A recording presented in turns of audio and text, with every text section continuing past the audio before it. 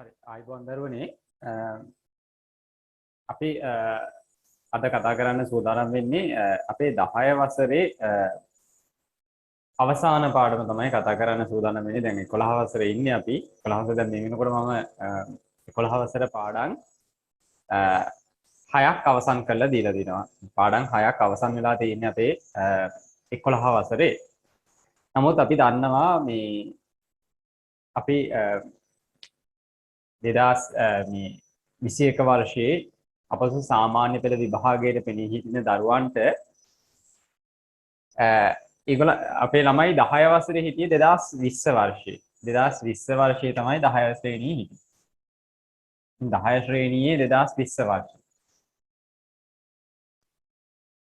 දැන් 11 ශ්‍රේණිය 2021. අපි දන්නවා මෙන්න මේ අවුරුදු දෙකේදීම අපිට කොරෝනා නිසා හරියට අපේ ළමයින්ට විෂය නිර්දේශ කොටස් ආවරණය කරගන්න බැරුව ගියා. පාසල් නිසියාකාරව පැවැත්ුණේ නැහැ. ඒකම උපකාරක පන්ති අපිට හරියාකාරව පවත්වා ගන්න හරි අවස්ථාවක් හම්බුනේ නැහැ. ඒ තමයි දැන් මේ 2021 අපසු සාමාන්‍ය පෙළ විභාගයේ පෙනී ඉන්න දරුවන්ට විභාගයේ පෙනී ඉන්න සිද්ධ වෙලා තියෙන්නේ. අපි හැබැයි ඒ බව තේරුම් අරගන්න ඕනේ. තේරුම් අරගෙන ඉවරලා සමහරවිට මේ ඉතිහාසයේ කවරදාකත් සිද්ධ නොවිච්ච විදියට තමයි මේ වසංගත රෝගයක් පැතිරලා ගිහින් සාමාන්‍යයෙන් අපි දන්නවා මේ වගේ දෙයක් සිද්ධ වෙලා තියෙන්නේ මීට අවුරුදු 100කට විතර එහැන් තමයි සිද්ධ වෙලා තියෙන්නේ. මොකද දැන් අපි අවුරුදු 100කට පස්සේ අපි මේ තත්ත්වයට මුහුණ දෙන්න පිරිසක් බවට පත් වෙලා තියෙනවා. ඒක නිසා දැන් අපි අධ්‍යාපන කටයුතුත් අදාළ කරගන්නේ නැතුව අපේ විෂය කරුණු සියල්ල අඩුපාඩු තියෙන තැන් හදාගෙන ඉවරලා අපි හොඳින් මේ 2000 අපි දන්නවා 2021 අපසු සාමාන්‍ය පෙළ විභාගයේ පැවැත්වෙන්නේ අපේ 2022 පෙබරවාරි මාසේ. හැබැයි අපිට දැන් හිතනවා අපිට දැන් පෙබරවාරිනේ තියෙන්නේ තව කල් තියෙනවා කියලා.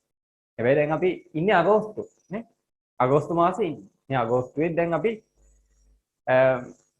දින 10ක් පහු කරලා ඉන්නේ. දැන් අපි දන්න මාසයකට සාමාන්‍යයෙන් දින 30ක් තියෙනවා. මේ දින 30න් අගෝස්තු මාසෙත් දැන් දින 10ක් ඉවර තව 20යි තියෙනවා.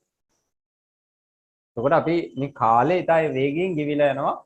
ඒත් එක්කම මේ වසංගත රෝග තත්ත්වෙත් නිමාවක් අපිට පේන තත්ත්වයක් නැහැ. අපිට මේ ඔන්ලයින් තාක්ෂණය හරහා අපේ අඩුපාඩු හදාගෙන එක්සෑම් එකට මුහුණ දෙන්න වෙයි. ඒක නිසා දැන් මේ 2021 ලියන ළමයින්ට තියෙන පාඩුව බලන්න 2020 වර්ෂයේදී හරියට මේව කතා බහ කරලා සාකච්ඡා කරගන්න හම්බුනේ නැහැ. 2021 ේදීත් මේ ප්‍රශ්නේ දිගින් දිගටම මුහුණ දෙන්න සිද්ධ වෙනවා. එහෙම දෙයේදී තමයි අපි එක්සෑම් එකට ලියන්න වෙන්නේ දරුවනේ. හැබැයි ඒක බාධාවක් කරගන්නේ නැතුව තමන්ගේ අඩුපාඩු හදාගෙන විෂය කාරණාවන් සම්පූර්ණ කරගෙන සාර්ථකව විභාගයට මුහුණ දෙන්න ඕනේ අපි. සාර්ථකව විභාගයට මුහුණ දෙන්න ඕනේ. හරි.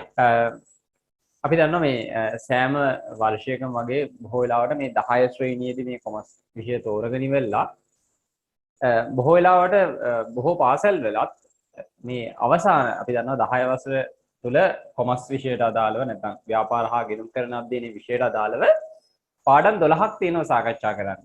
මේ පාඩම් 12 අවසාන පාඩම් ටික බොහෝ වෙලාවට බොහෝ පාසල් වල සහ නිකුත් පන්ති වල අවසාන පාඩම් කතා කරන්න ලැබෙන ඉඩකඩ අඩුයි. ඒක නිසා දැන් මේ මම අද කතා කරන්න පාඩම වෙලා තියෙන්නේ 10 වසරේ අවසාන පාඩම. අවසාන පාඩම තමයි දරුවනේ ගිණුම් කරන වැරදි සටහන් නිවැරදි කිරීම. ගිණුම් කරන වැරදි නිවැරදි කිරීම. ඒතකොට මේ ගිණුම් කරන වැරදි නිවැරදි කරන්න මේ පාඩම ගැන කිව්වොත් එහෙම මේ පාඩම බොහෝ දරුවෝ අපහසුයි කියන පාඩමක්. බොහෝ දරුවන් අපහසුයි කියන පාඩමක්. හැබැයි මේකේ අපහසු කාරණාවක් නැහැ. හේතුව වෙලා තියෙන්නේ අපේ බොහෝ දරුවන්ට මේ පාඩම අර අපි කලින් කතා කරපු විදිහට බොහෝ වෙලාවදී පාසලේදී මිස් වෙලා එහෙම නැත්නම් උපකාරක පන්තියේදී මිස් වෙලා මේ පාඩම හරියට කෙරිලා නැහැ.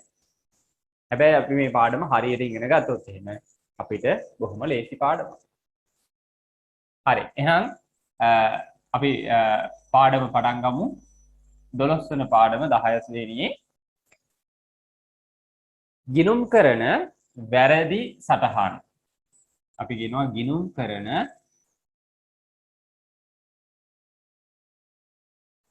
වැරදි සටහන් කියන එකයි ඒ වැරදි අපි නිවැරදි කරන්නේ කොහොමද කියන එකයි. ගිණුම් කරන වැරදි සටහන් සහ වැරදි නිවැරදි කිරීම. වැරදි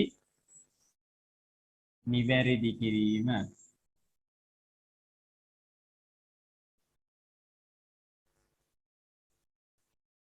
මෙන්න අපේ 10 ශ්‍රේණිය අවසාන පාඩම අපි කියනවා ගිණුම් කරන වැරදි නිවැරදි කිරීමේ සටහන්. ඔව්. දැන් අපි සාමාන්‍යයෙන් අපේ දරුවන්ට යම්කිසි ගාණක් හදාගෙන යනකොට අපි ගිණුම් කරන ගණන් හදලා ඇතිනේ මේ වෙනකොට. ඔව්. ගණන් හදාගෙන යනකොට අපේ අතින් වැරදි වෙනවා නේද? අපි මොකද කරන්නේ? ඔව් අපි ගාව තියෙනවා වැරදි මකන්න එකක් නේද? වැරදි මකන අපි ගාව තියෙනවා කරෙක්ෂන් පෙන් එකක් නේ. එහෙම නැත්නම් ඉරේසල් එක තියෙනවා. අපේ අතින් වැරද්දක් වුණොත් අපි මොකද කරන්නේ? මකලා දානවා. එහෙම නැත්නම් පොලේ ඉවත් කරලා දානවා නේද?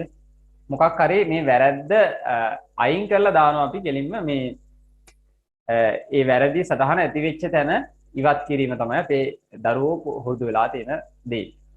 හැබැයි ගිණුම් කරණයේදී අපි එහෙම කරන්නේ නැහැ. අපේ අතින් මොකක් හරි වැරද්දක් අඩුපාඩුවක් වුණොත් එහෙම මගහැරීමක් වුණොත් එහෙම අපි කරන දේ තමයි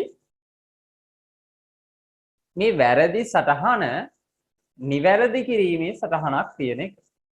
වැරදි සටහන හරි ගස්සන එක තමයි අපි කරන වැඩේ. එතකොට අපේ අතින් ගිණුම් කරණයේදී යම්කිසි වැරද්දක් සිද්ධ වුණොත් එහෙම අපි කරන්නේ ඒ වැරද්ද නිවැරදි කරන එක. හරි. අපි මුලින්ම දැනගෙන ඉමු මේ ගිණුම් කරණයේදී වැරදි සිද්ධ වෙන්න පුළුවන් මොන අවස්ථාවලදීද ගිණුම් කරන වැරද්දක් කියන්නේ මොකක්ද කියන එක. හරි. අපි මේ වෙනකොට අපේ ළමයි හැමෝම දන්නවා ගිණුම් කරණය කියන්නේ ක්‍රියාවලියක්. ගිණුම් කරණය කියන්නේ ක්‍රියාවලියක්. එතකොට මේ ක්‍රියාවලිය තුළ විවිධ ස්ථානවලදී අපිට මේ ක්‍රියාවලියේ යම් යම් පියවරයන් වලදී අපේ අතින් වැරදි අඩුපාඩු අපේ ගිණුම් කරන පොත්වලට ඇතුළත් වෙන්න පුළුවන්. උදාහරණයක් විදිහට අපි දන්නවා අපි මූලිකව කරන්නේ ගනුදෙනු හා සිද්ධීන් හඳුනාගෙන ඉවරලා මූලික සටහන් පොත්වල මෙන්න මේ ගනුදෙනු හා සිද්ධීන් ඇතුළත් කරනවා. එතකොට අපි මූලික පොත් අපි දන්නවා මූලික පොත් අපි මුදල් පොත, බැංකු ගිණුම, සුළු මුදල් පොත, ගැනුම් ජර්නලය, විකුණුම් ජර්නලය, පොදු ජර්නලය වගේ අපි මූලික සටහන් පොත් පිළියෙල කරනවා. එතකොට අපි මේ මූලාශ්‍ර ලේඛන උපයෝගී කරගෙන මෙන්න මේ මූලික සටහන් පොත්වල වාර්තා කරනවා. අපි ගනුදෙනු ඒ මූලික සටහන් පොත්වල වාර්තා කරනකොට අපේ අතින් වැරදි සිද්ධ වෙන්න පුළුවන්. ඔන්න අපේ වැරදි සිද්ධ වෙන්න පුළුවන් අවස්ථාවක්. වැරදි සටහනක් කියලා කියන්නේ අපේ මේ ගිණුම් කරන ක්‍රියාවලිය තුළ අපි මේ ද්විත්ව සටහන් න්‍යායට අනුව ද්විත්ව සටහන් න්‍යායට අනුව මේ ගිණුම් වල නිසියාකාරව අපේ ගනුදෙනු සටහන් කරන්න ඕන. નિયમિત ආකාරයෙන් નિયમિત වටිනාකම් නැත්නම් සත්‍ය වටිනාකම් ඇතුළත් කරලා ද්විත්ව සටහන් න්‍යාය භාවිතා කරලා අපි නිවැරදිව සටහන් කරන්න ඕනේ අපේ ගිණුම් වල. මේ නිවැරදිව සටහන් කරන්නේ නැතුව එහෙම නැත්නම් අපේ අතින් සම්පූර්ණයෙන් මේ සටහන් ඇතුළත් වෙන්නේ නැතිව යම් මගහැරීම් සිද්ධ වෙන්න පුළුවන්. එහෙනම් අපි නිසියාකාරව පොත්වල සටහන් නොකිරීම තමයි ගිණුම් අපේ ගනුදෙනු හා සිද්ධීන් නිසියාකාරව ගිණුම් පොත්වල සටහන් නොකිරීම තමයි අපි වැරදි සටහන් විදියට අඳුනාගන්නේ. එතකොට මේ වැරදි සටහන් සිද්ධ වෙන්න පුළුවන් එක අවස්ථාවක් තමයි මූලික සටහන් පොත්වල අපි ගනුදෙනු සටහන් කරනකොට අපේ අතින් වැරදි මගහැරීම් අඩුපාඩු සිද්ධ වෙන්න පුළුවන්.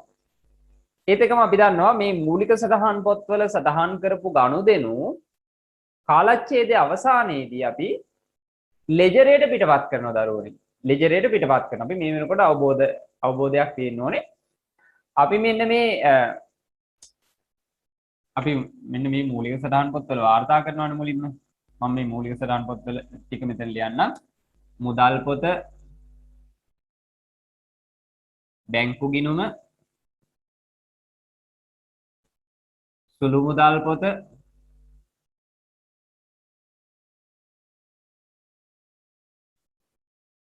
ගැනුම් ජර්නලය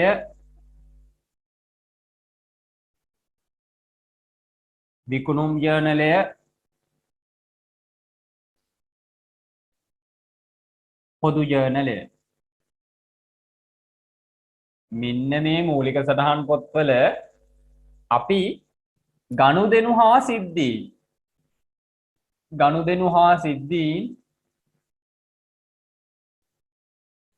ගනුදෙනු හා සිද්ධීන් අපි මූලික සටහන් පොත්වල වාර්තා කරනවා. මූලික සටහන් පොත්වල වාර්තා කරනකොට අපේ අතින් වරදින්න පුළුවන්. අපි දන්නවා මුදල් පොතේ වාර්තා කරන්නේ මොන වගේ ගනුදෙනුද? අපේ අතින් වරදින්න පුළුවන්. හරිද?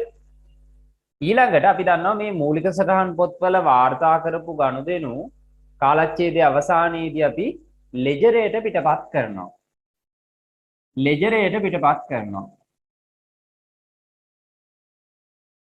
ලෙජරයට පිටපත් කරනකොටත් අපේ අතින් වරදින්න පුළුවන්. ලෙජරයට අපි ගෙනියනකොට අපේ අතින් වැරදෙනවා. ඊළඟට අපි දන්නවා මේ ලෙජර් ගිණුම් මොනා කරනවද? මේ ලෙජර් ගිණුම් තුලනය කරනවා.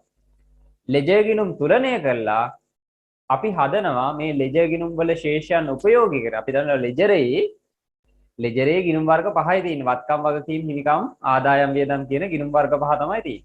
ඒතර මෙන්න මේ ගිණුම් ටික අපි කාලච්ඡේදයක් අවසානයේදී ශේෂ කරලා ඉවරලා ඒ ශේෂයන් අරගෙන අපි හදනවා ශේෂ පිරික්සුම.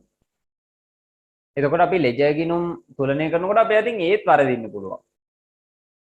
ඊට පස්සේ මේ ලෙජරේ තියෙන ශේෂ උපයෝගී කරගෙන අපි හදනවා ශේෂ පිරික්සුම.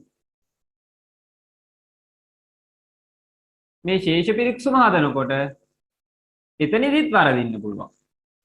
ලෙජරේ ඉඳලා යම් ගිණුමක ශේෂයක් අරන් යනකොට ශේෂ පිරික්සුමට ගිහිල්ලා වැරදි වටිනාකමක් දාලා තියෙනවා. එහෙම නැත්නම් මේ ලෙජර් ගිණුමක් මිස් කරලා අරන් ගිහිල්ලා නැහැ.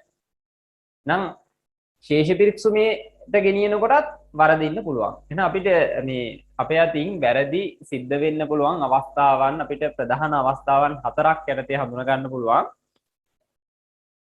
පළවෙනි අවස්ථාව තමයි මේ මූලික සටහන් පොත්වල අපි ගනුදෙනු වාර්තා කරනකොට අපේ අතින් වරදින්න පුළුවන්. ඒත් එකම ලෙජරයට පිටපත් කරනකොට අපි මේ මූලික සටහන් පොත්වල ගනුදෙනු ලෙජරයට පිටපත් කරනකොට අපිට වරදින්න පුළුවන්. ඒත් එකම ලෙජර් ගිණුම් තුලනය කරනකොට අපිට වරදින්න පුළුවන්. ඒත් එකම ඒ ශේෂයන් අරගෙන ශේෂ පිරික්සුම හදනකොට අපේ අතින් වරදින්න පුළුවන්. හරි. එහෙනම් අපි දන්නවා මේ අපි ප්‍රායෝගිකව ගත්තොත් දරුවනේ අපිට මේ ගානක් හදන්න අපිට සාමාන්‍යයෙන් අපේ පේපර් එකේ ගානක් හදනකොට බොහෝ වෙලාවට ගනුදෙනු 4යි 5යි එන්නේ. ගනුදෙනු 4යි 5යි එන්නේ. මෙන්න මේ එන ගනුදෙනු 4යි 5ත් අපි මොකද කරගන්නේ අපේ දරුවෝ? මේ ගනුදෙනු 4 5ත් අපේ දරුවෝ වරද්ද ගන්නවා. එතකොට මේ ගනුදෙනු 4ක් 5ක් දීලාත් අපේ අතින් වැරදෙන එකේ ප්‍රායෝගික ගිණුම් කරන ලෝකේ අතිවිශාල ගනුදෙනු සංඛ්‍යාවක් සටහන් කරනකොට සාමාන්‍යයෙන් වැරදෙන එක අපිට දැක ගන්න පුළුවන් කාරණාවක්. හරියටම මේ ගිණුම් කරන න්‍යායන්ට අනුකූලව සියල්ලම සටහන් කරගෙන යනකොට අපේ අතින් වැරදි අඩුපාඩු වෙන්න පුළුවන්. ඒක සාමාන්‍යයි. නමුත් අපි මේ ගිණුම් කරන වැරදි සටහන් හඳුනාගෙන ඉවරලා ඒ වැරදි සටහන් නිවැරදි කළ යුතුයි. හරි මම එහෙනම් නිබන්ධනයට එනවා. නිබන්ධනයේ මම PDF මාධ්‍යයෙන් මේ වෙනකොට එබලා තියෙන්නේ. මුල් කොටසට මම එන්නම්. ගිණුම් කරන ක්‍රියාවලියේදී එකිනෙකට වෙනස් වූ ගනුදෙනු විශාල ප්‍රමාණයක් නිසියාකාරව ගිණුම් කරන න්‍යායන්ට අනුකූලව ගිණුම් තුල සටහන් කිරීම සිදු කළ යුතුයි. නිසියාකාරව විශාල ප්‍රමාණයේ ගනුදෙනු ප්‍රමාණයක් අපිට සටහන් කරන්න තියෙනවා. සටහන් කළ යුතුය. එය පහසු ක්‍රියාවක් නොවේ. එබැවින් ගිණුම් කරන ක්‍රියාවලිය තුළ ගිණුම් තැබීමේදී යම් යම් ගිණුම් කරන දෝෂයන් නිසා එම තොරතුරු වැරදියට පොත්වලට ඇතුළත් වෙන්න පුළුවන්. වැරදියට පොත්වලට ඇතුළත් විය හැකිය. එසේ වැරදියට සටහන් වූ මූල්‍ය තොරතුරු ගිණුම් කරන වැරදි සටහන් ලෙස හඳුන්වනු ලබයි. ගිණුම් කරන ක්‍රියාවලියේදී පහත අවස්ථාවන් වලදී වැරදි සිදු වෙන්න පුළුවන්. ගිණුම් කරන වැරදි සිද්ධ වෙන්න පුළුවන්. ඒ අවස්ථාවන් ටික මම කිව්වා. ඔන්න මූලික සටහන් පොත් හදනකොට ඒත් එකම මූලික සටහන් පොත්වල ගනුදෙනු ලෙජරේට පිටපත් කරනකොට ඒත් එකම ලෙජර් ගිණුම් තුලනය කරනකොට අවසානයේට ශේෂ පිරික්සුම හදනකොට අපේ අතින් වරදින්න පුළුවන්. හරි. මෙන්න අවස්ථා හතර මම නිබන්ධනය තුල දක්වලා තියෙනවා. මූලික පොත්වල ගනුදෙනු සටහන් කිරීමේදී ගනුදෙනු ලෙජරේට පිටපත් කරන අවස්ථාවේදී ලෙජරේට පිටපත් කරන විට ලෙජර් ගිණුම් තුලනය කරන විට ශේෂ පිරික්සුම පිළියෙල කරන අවස්ථාවන් වලදී ඔන්න ඔය අවස්ථාවලදී අපේ අතින් වරදින්න පුළුවන්. ඊළඟට මාතෘකාවක් තියෙනවා මේ ගිණුම් කරන වැරදි සිදුවීමට හේතු. අර කලින් කිව්වේ වැරදි සිද්ධ වෙන්න පුළුවන් අවස්ථාවන්. දැන් කතා කරනවා මේ වැරදි වෙන්න පුළුවන් හේතු. අපි දන්නවා මේ ගිණුම්කරණය සිද්ධ කරන්නේ අපි පරිගණක ආශ්‍රිත ගිණුම්කරණය. පරිගණක ආශ්‍රිත ගිණුම්කරණයක් තමයි බොහෝ වෙලාවට මේ වර්තමානයේ මේ ගිණුම්කරණ ක්‍රියාදාමයන් තුළ සිද්ධ වෙන්නේ. එතකොට අවස්ථාවන් නැත්නම් හේතුන් විදිහට මම කාරණාවන් කීපයක් දක්වලා තියෙනවා. පළවෙනි හේතුව මේ අපේ දරුවන්ටත් තියෙන හේතුවක්. ඒ තමයි ගිණුම්කරණය සම්බන්ධයෙන් නිසියාකාර අවබෝධයක් නොමැතිකම. දැන් අපි දන්නවා දැන් අපි හිතලා බලන්න දැන් 11 වසරේ ඉන්නේ දැන් එක්සෑම් එකට අපි සූදානම් වෙමින් ඉන්න දරුවෝ හරිද? හිතලා බලන්න මෙතන තියෙන මූලික සටහන් පොත් ටික හදාගන්න පුළුවන් ළමයි කවුද ඉන්නේ කියලා හරියටම. දැන් හිතනවා තමන් හිතනවා මට මේ මූලික සටහන් පොත් ටික හරියටම හදාගන්න පුළුවන්ද කියලා. එතකොට මේ මූලික සටහන් පොත් වලට එන ගනුදෙනු මොනවද? කවුද දන්නේ මුදල් පොතට එන්නේ මුදලින් ලැබීම් හා ගෙවීම් විතරයි. එතකොට කවුද දන්නේ මේ විකුණුම් ජර්නලය තුල අපි සටහන් කරන්නේ මොනවද කියලා? අන්න ඒවා අපි නිසියාකාරව නැත්නම් මේ ගිණුම් කරන ක්‍රියාවලිය සම්බන්ධයෙන් අපිට හරි අවබෝධයක් නැහැ. ඒ වගේ තමයි ප්‍රායෝගික ගිණුම් කරන ලෝකයේ වැඩ කරන කට්ටියටත් ගිණුම් කරණය සම්බන්ධයෙන් නිසියාකාර අවබෝධයක් නැහැ. අපේ දරුවන්ටත් මේක තියෙන දෙයක්. ඊළඟ කාරණාව ඊළඟ හේතුව නොසලකලිමත් ලෙස ගිණුම් කරන කටයුතු සිදු කිරීම. අපේ දරුවනුත් එහෙමයි. සමහරලාට ගිණුමක් ශේෂ කරනකොට සමහරලාට හර පැත්තෙන් ශේෂය එන්න ඕනේ. හැබැයි අපේ ළමයි බැර පැත්තෙන් ශේෂය ඉදිරියට ගෙනියනවා.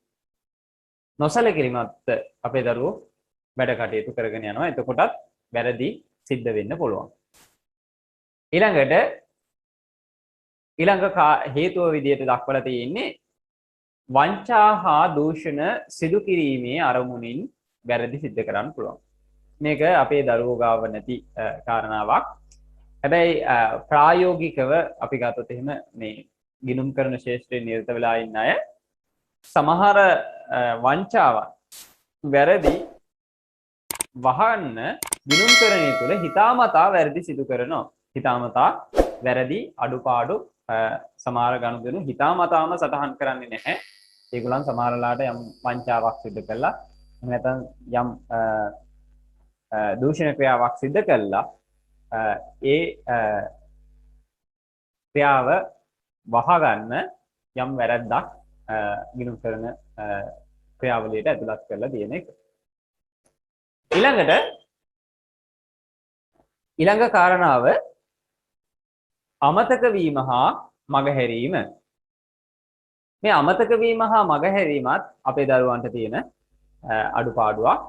සමහර කාරණාවන් අමතකයි. මම අර කලින් කිව්වා වගේ මෙන්න මේ මූලික සටහන් පොත් වලට මොනවද එන්නේ කියන ගනුදෙනු අඳුරන්නේ නැහැ. ශේෂ පිරික්සුම හදන විදිය දන්නේ නැහැ. ලෙජර් ගිණුම් තුලනය කරන්නේ විදිය දන්නේ නැහැ. එතකොට අපේ ද්විත්ව සටහන් න්‍යාය හරියටම කොහොමද පොත්වල සටහන් කරන්න කියලා අපේ දරුවෝ දන්නේ නැහැ. ඒක නිසා අමතක වීම හා මගහැරීම සමහර ගනුදෙනු අතහැරලා දාලා සටහන් කරලම නැහැ. ඔන්න ඔය වගේ කාරණාවන් නිසා වැරදි ගිණුම්කරණයට වැරදි සිද්ධ වෙන්න පුළුවන් ගිණුම්කරණ ක්‍රියාවලිය තුළ.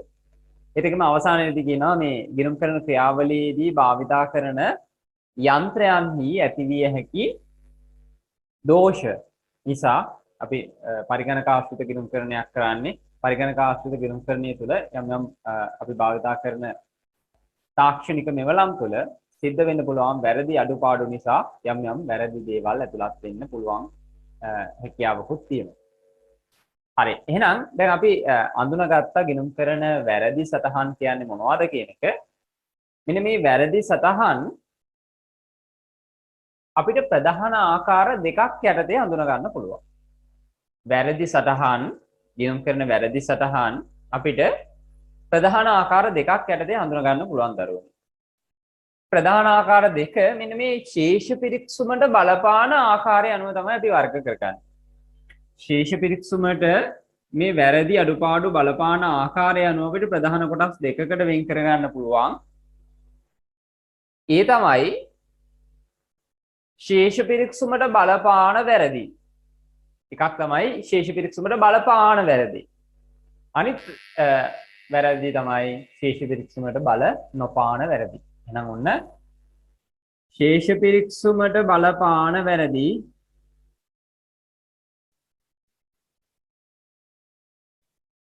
ශේෂ පිරික්සුමට බලපාන වැරදි අනිත් එක තමයි ශේෂ පිරික්සුමට බල නොපාන වැරදි.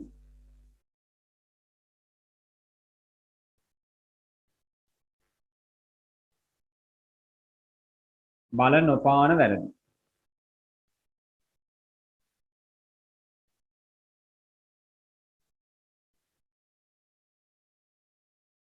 ශේෂ පිරික්සුමට බලපාන වැරදි ශේෂ පිරික්සුමට බල නොපාන වැරදි. හරි. එහෙනම් ඔන්න ගිණුම්කරණේ වැරදි සටහන් කියන එක අපි අඳුනගත්තා. වැරදි සටහන් ඇති වෙන්න පුළුවන් මූලික සටහන් පොත් හදනකොට ලෙජරේට පිටපත් කරනකොට ලෙජර් ගිණුම් තුලනය කරනකොට ශේෂ පිරික්සුම හදනකොට අවසාන වශයෙන් මේ අපි මේ ගිණුම් කරන වැරදි ප්‍රධාන ආකාර දෙකක් යටතේ වර්ග කරගන්නවා. ඒ වර්ග කරගන්නේ ශේෂ පිරික්සුමට බලපානවද නැද්ද කියන සාධකය පදනම් කරගෙන. මේ වැරද්ද ශේෂ පිරික්සුමට බලපානවද නැද්ද කියන එක පදනම් කරගෙන අපි වර්ග කරගන්නවා ශේෂ පිරික්සුමට බලපාන වැරදි ශේෂ පිරික්සුමට බල නොපාන වැරදි. හරි. එහෙනම් අපි බලමු ශේෂ පිරික්සුමට බල නොපාන වැරදි මොනවද කියලා මුලින්ම. ශේෂ පිරික්සුමට බල නොපාන වැරදි. මෙන්න මේ වැරදි නිසා ශේෂ පිරික්සුමට බල නොපාන වැරදි නිසා අපි දන්නවා ශේෂ පිරික්සුමක් අපේ දරුවෝ පිළියෙල කරලා ඇති. අපි දන්නවා ශේෂයන් ඇතුළත් ලේඛනයක් නේ ශේෂ පිරික්සුම කියලා කියන්නේ. ශේෂ පිරික්සුම කියලා කියන්නේ ශේෂයන් ඇතුළත් ලේඛනය. මෙන්න මේ වගේ ලේඛනයක්.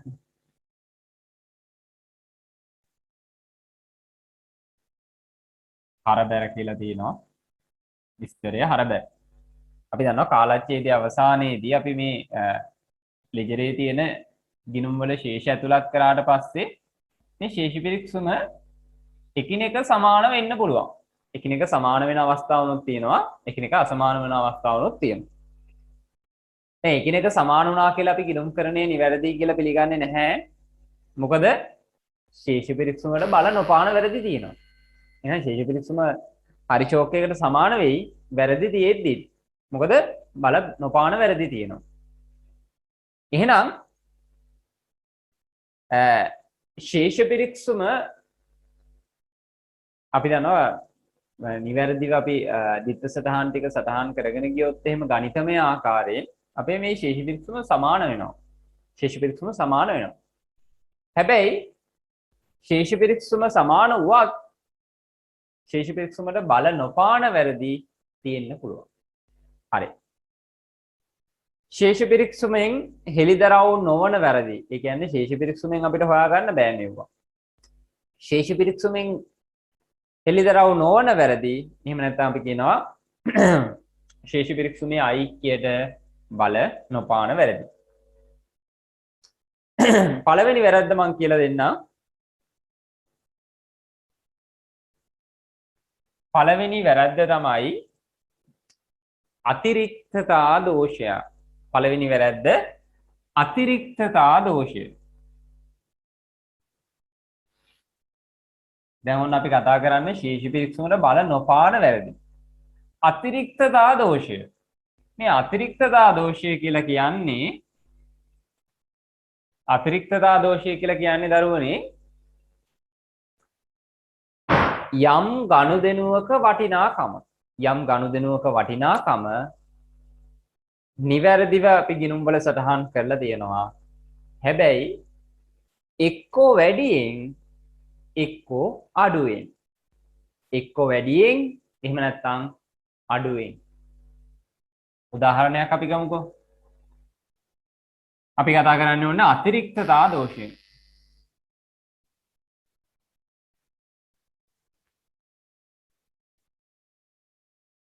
මේ අතිරික්තතා දෝෂය උදාහරණයක් විදිහට මම කියනවා දුරකථන ගාස්තුව රුපියල් 5000යි. මෙන්න සත්‍ය වටිනාකම රුපියල් 5000යි දුරකථන ගාස්තුව. අපි දන්නවා දුරකථන ගාස්තු ගෙවුවොත් එහෙම විතර සටහන තමයි මුදල් පොත බැර දුරකථන ගාස්තුව ගෙවුවා නම් මුදල් පොත බැර දුරකථන ගාස්තු ගිණුම හර. මුදල් පොත බැර වෙනවා දුරකථන ගාස්තු ගිණුම හර වෙනවා. දැන් අපේ දුරකථන ගාස්තු වල සත්‍ය වටිනාකම රුපියල් 5000යි. මෙන්න එක අවස්ථාවක්. මම කිව්වා අතිරික්තතා දෝෂය කියලා කියන්නේ සත්‍ය වටිනාකම එක්කෝ වැඩියෙන් සටහන් කළා එහෙම නැත්නම් අඩුවෙන් සටහන් කළා. එක්කෝ වැඩියෙන් එක්කෝ අඩුවෙන්. හැබැයි නිවැරදිව ගිණුම් දෙකේම සටහන් කරලා තියෙනවා. ඔන්න බලන්න. පළවෙනි අවස්ථාව මුදල් බැර 500යි දුරකථන ගාස්තු ගිණුම හර 500යි. දෙකේම එකම වටිනාකම් හරට සහ බැරට එකම වටිනාකම් සටහන් කරලා තියෙනවා.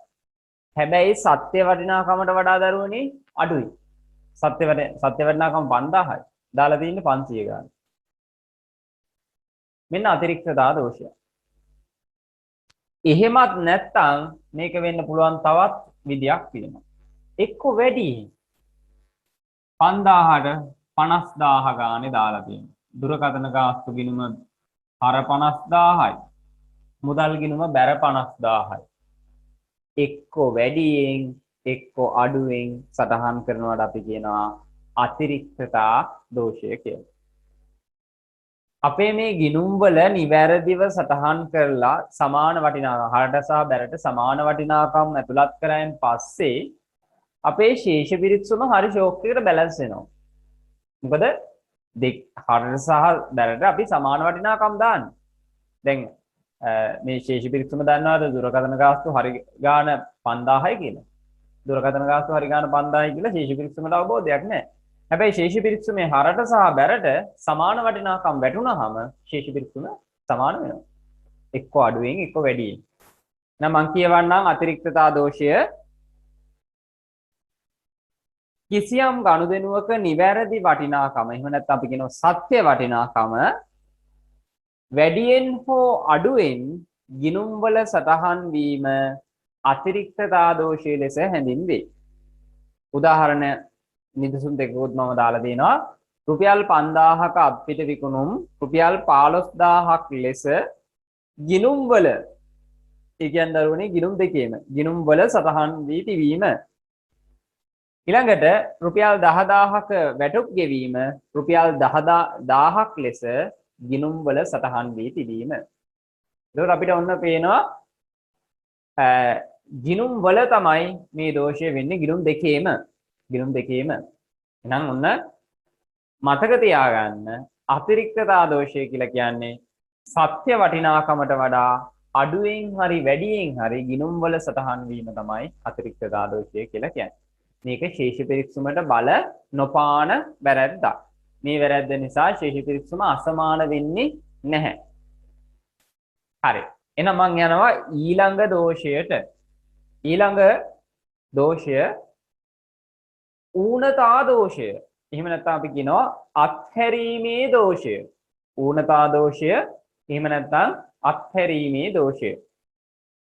මෙන්න මේ ඌනතා දෝෂය එහෙම නැත්නම් අත්හැරීමේ දෝෂය කියලා කියන්නේ හිතන්නකෝ අපේ ගනුදෙනුව මම මේ ගනුදෙනුවම ගන්නම්කෝ. දුරකථන ගාස්තුව දැන් අපි කතා කරන්නේ ඌනතා දෝෂය.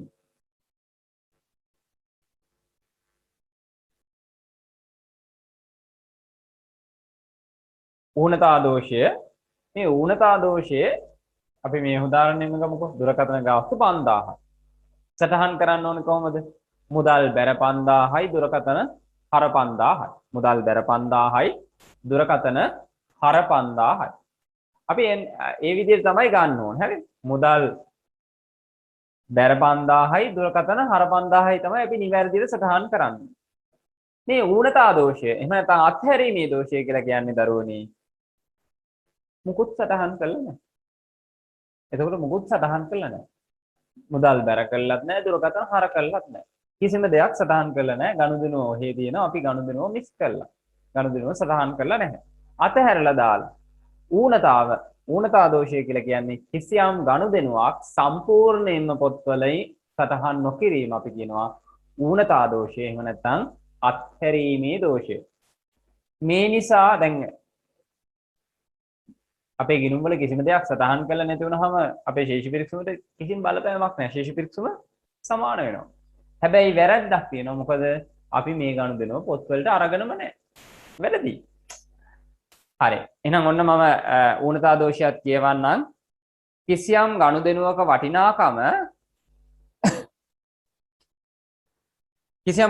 වටිනාකම සම්පූර්ණයෙන්ම ගිණුම් පොත්වල සටහන් නොවීම අත්හැරීමේ දෝෂය ලෙස හැඳින්වේ.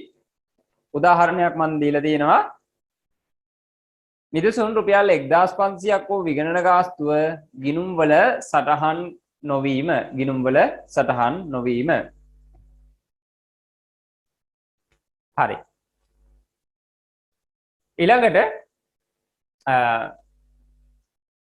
අපිට තියෙන දෝෂය තමයි හිලව් දෝෂය. අපේ දෝෂය තමයි හිලව් දෝෂය. එහෙනම් අපි තුන්වෙනි දෝෂය හිලව් දෝෂය.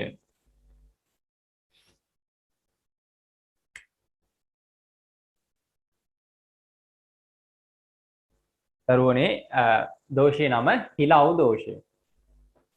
අපිට පේනවා මේ දෝෂයේ නමින්ම කියවෙන විදිහට යම්කිසි වරදකට තවත් වරදක් දැන් මේ හිලව් දෝෂය තුලින් සිද්ධ වෙන්නේ යම් වැරද්දක් සිද්ධ වෙලා තියෙන වැරද්දක් ගිණුම් කරන්නේ සිද්ධ වෙලා තියෙන වැරද්දක් තවත් වැරද්දකින් හරි වැරදි කීපයකින් හරි වැහිලා ගිහිල්ලා යම් වැරද්දක් තවත් වැරද්දකින් වැහිලා යනවා අහෝසි වෙලා යනවා හිලව් වෙලා යනවා. එහෙනම් අපි කියනවා මෙන්න මේ දෝෂයට හිලව් දෝෂය කියලා. යම් ගිණුම් කරන වරදක් තවත් යම් ගිණුම් කරන වරදක් තවත් වරදකින් හෝ වැරදි කිහිපයකින් අහෝසි වීම හිලව් දෝෂය ලෙස හැඳින්වේ. ඒ යටතේ නිදසුනක් මම දාලා තිනවා. මම මේ නිදසුනම ගන්නම් බෝඩ් එකට. නිදසුනේ කියනවා සංග්‍රහ වියදම් වල එකතුව 2200යි. සංග්‍රහ වියදම් කියලා ගිණුමක් තිබ්බලු. සංග්‍රහ වියදම් ගිණුමක්. මේ සංග්‍රහ වියදම් ගිණුමේ එකතුව සංග්‍රහ වියදම ගිණුමේ එකතුව 2200ක් විය යුතු වුවද එය 2500ක් ලෙස එකතු කරලා තියෙනවා.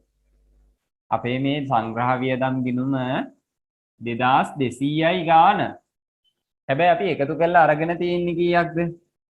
හරි ගාන ඔන්න 2200යි. එකතු කරලා අරගෙන තියනවලු 2500ක් කියලා. කේශය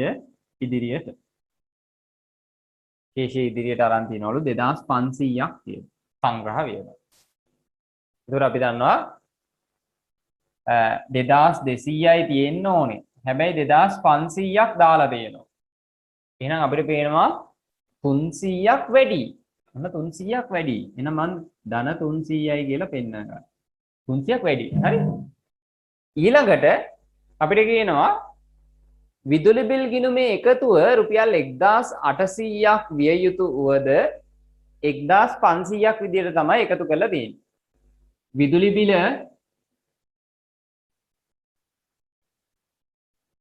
බිල හරි ගාන 1800යි. හරි ගාන 1800යි සත්‍ය ගාන. හැබැයි එකතු කරද්දි මෙයා එකතු කරලා අරගෙන තියෙන්නේ ශේෂය ඉදිරියට කියලා 1500යි දරුවෝ. ශේෂය ඉදිරියට අරගෙන තියෙන්නේ 1500යි. එහෙනම් අපිට ඔන්න පේන්න තියෙනවා 1800යි තියෙන්න ඕනේ. තියෙන්නේ කීයද? 1500යි. එහෙනම් මෙතන පේනවා 300ක් අඩුයි. 300ක් අඩුයි. මෙතන 300ක් වැඩි, මෙතන 300ක් අඩුයි. අපි දන්නවා ශේෂ පිරික්සුමේ මෙන්න තියෙනවා ශේෂ පිරික්සුම. ශේෂ පිරික්සුම මෙන්න මේ ශේෂ පිරික්සුමේ අපි දන්නවා සංග්‍රහ කියලා කියන්නේ වියදමක්, විදුලිය කියලා කියන්නේ වියදමක්. දෙන්නම නියෝජනය කරන්නේ ශේෂ පිරික්සුමේ හර තීරුව. එහෙනම් දැන් හර තීරුවේ දෙන්නම දැන් අපි සංග්‍රහ සටහන් කරොත් එහෙම සංග්‍රහ රුපියල් 2500ක් විදිහට සටහන් වෙලා තියෙනවා හර පැත්තේ ශේෂය 2500. විදුලිය 1500ක් විදිහට සටහන් වෙනවා. අපිට පේනවා මෙන්න මේ සංග්‍රහ වියදම් තුල තියෙන වැඩිපුර 300 මේ විදුලිය තුල තියෙන අඩුපාඩු 300ත් එක්ක කැපිලා අහෝසි වෙලා යනවා. කැපිලා අහෝසි වෙලා යනවා. හැබැයි අපි දන්නවා මේවල සටහන් මේ තුල වැරද්දක් තියෙනවා. හැබැයි ශේෂ පිරික්සුම අසමාන වෙන්නේ නැහැ. අර ධන 300ට ඍණ 300 අහෝසි වෙලා ගිහිල්ලා ශේෂ පිරික්සුම හරි ෂෝක්කයට සමාන වෙනවා. හැබැයි අපි දන්නවා සංග්‍රහ වියදම් හරිනම් තියෙන්න ඕනේ 2200යි. විදුලිය හරිනම් තියෙන්න ඕනේ 1800යි. හැබැයි හරි වටිනාකම් නැහැ. ශේෂ පිරික්සුම සමාන වෙනවා. අපි මේ වගේ දෝෂ යම් වැරද්දක් තවත් වැරද්දකින් හෝ වැරදි කිහිපයකින් අහෝසි වෙලා යනවට කියනවා හිලව් දෝෂ කියලා. ඊළඟට මම හතරවෙනි දෝෂයට එනවා. හතරවෙනියට අපි කතා කරන්න යන්නේ දිවිකරණ දෝෂය. හතරවෙනි දෝෂය දිවිකරණ දෝෂය. මෙන්න මේ කතා කරපු එක දෝෂයක්වත් අපේ ශේෂ පිරික්සුමේ ඓක්‍යයට බලපාන්නේ නැහැ දරුවෝ. නම් බල නොපාන දෝෂය. හරි. අපි මේ දිවිකරණ දෝෂය මොකක්ද කියලා බලමු. දිවිකරණ දෝෂය කියලා කියන්නේ යම් කිසි ගිණුම් කරන සටහනක් කීප වතාවක් සටහන් කරලා තියෙන එක. නිවැරදිව කීප වතාවක් සටහන් කරලා තියෙන. අපි උදාහරණයක් ගමුකෝ.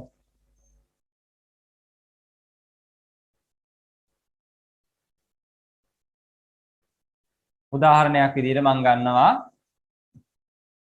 රුපියල් 20000ක් වැටුප් ගෙවීම. රුපියල් 20000ක් වැටුප් ගෙවුවා. අපි දන්නවා වැටුප් ගෙවුවා නම් දිට්ඨි සටහන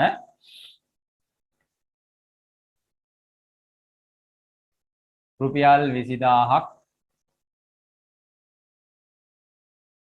වැටුප් ගෙවීම. වැටුප් ගෙවුවා නම් දරුවනේ මුදල් ගිණුම බැර වෙනවා. මුදල් ගිණුම බැර 20000යි. වැටුප් ගිණුම හර 20000යි. වැටුප් ගිණුම හර 20000යි. අපි දන්නවා ඔන්න දිට්ඨි සටහන කරනකොට වැටුප් ගිණුම හර මුදල් ගිණුම බැර. ඒ එකම සටහන කීප වතාවක් සටහන් වෙලා. ඒ කියන්නේ තව පාරක්. මුදල් බැර 20000යි. වැටුප් හර 20000යි. එකම සටහන කීප වතාවක් සටහන් වෙලා. එකම වතාව කීප වතාවක් නිවැරදි විදියට සටහන් වෙනකොට ශේෂ පිරික්සුමට බලපෑමක් වෙන්නේ නැහැ. ශේෂ පිරික්සුම සමාන වෙනවා. හැබැයි අපි දන්නවා මේ එකම සටහන කීප වතාවක් සටහන් වුණාම එතන දෝෂයක් තියෙනවා. අපි මේ දෝෂයට කියනවා දිවිකරණ දෝෂය කියලා. යම් ගනුදෙනුවක් මූලික සටහන් පොත්වල හෝ ලෙජර් ගිණුම් වල දෙවතාවක් සටහන් වීම දිවිකරණ දෝෂය ලෙස හැඳින්වේ. හරි. මෙන්න අවසාන දෝෂය ශේෂ පිරික්සුමේ ඓක්‍යයට බල නොපාන. ශේෂ පිරික්සුමේ ඓක්‍යයට බල නොපාන අවසාන දෝෂය. අවසාන දෝෂය තමයි මූලධර්ම දෝෂය. මූලධර්ම දෝෂය.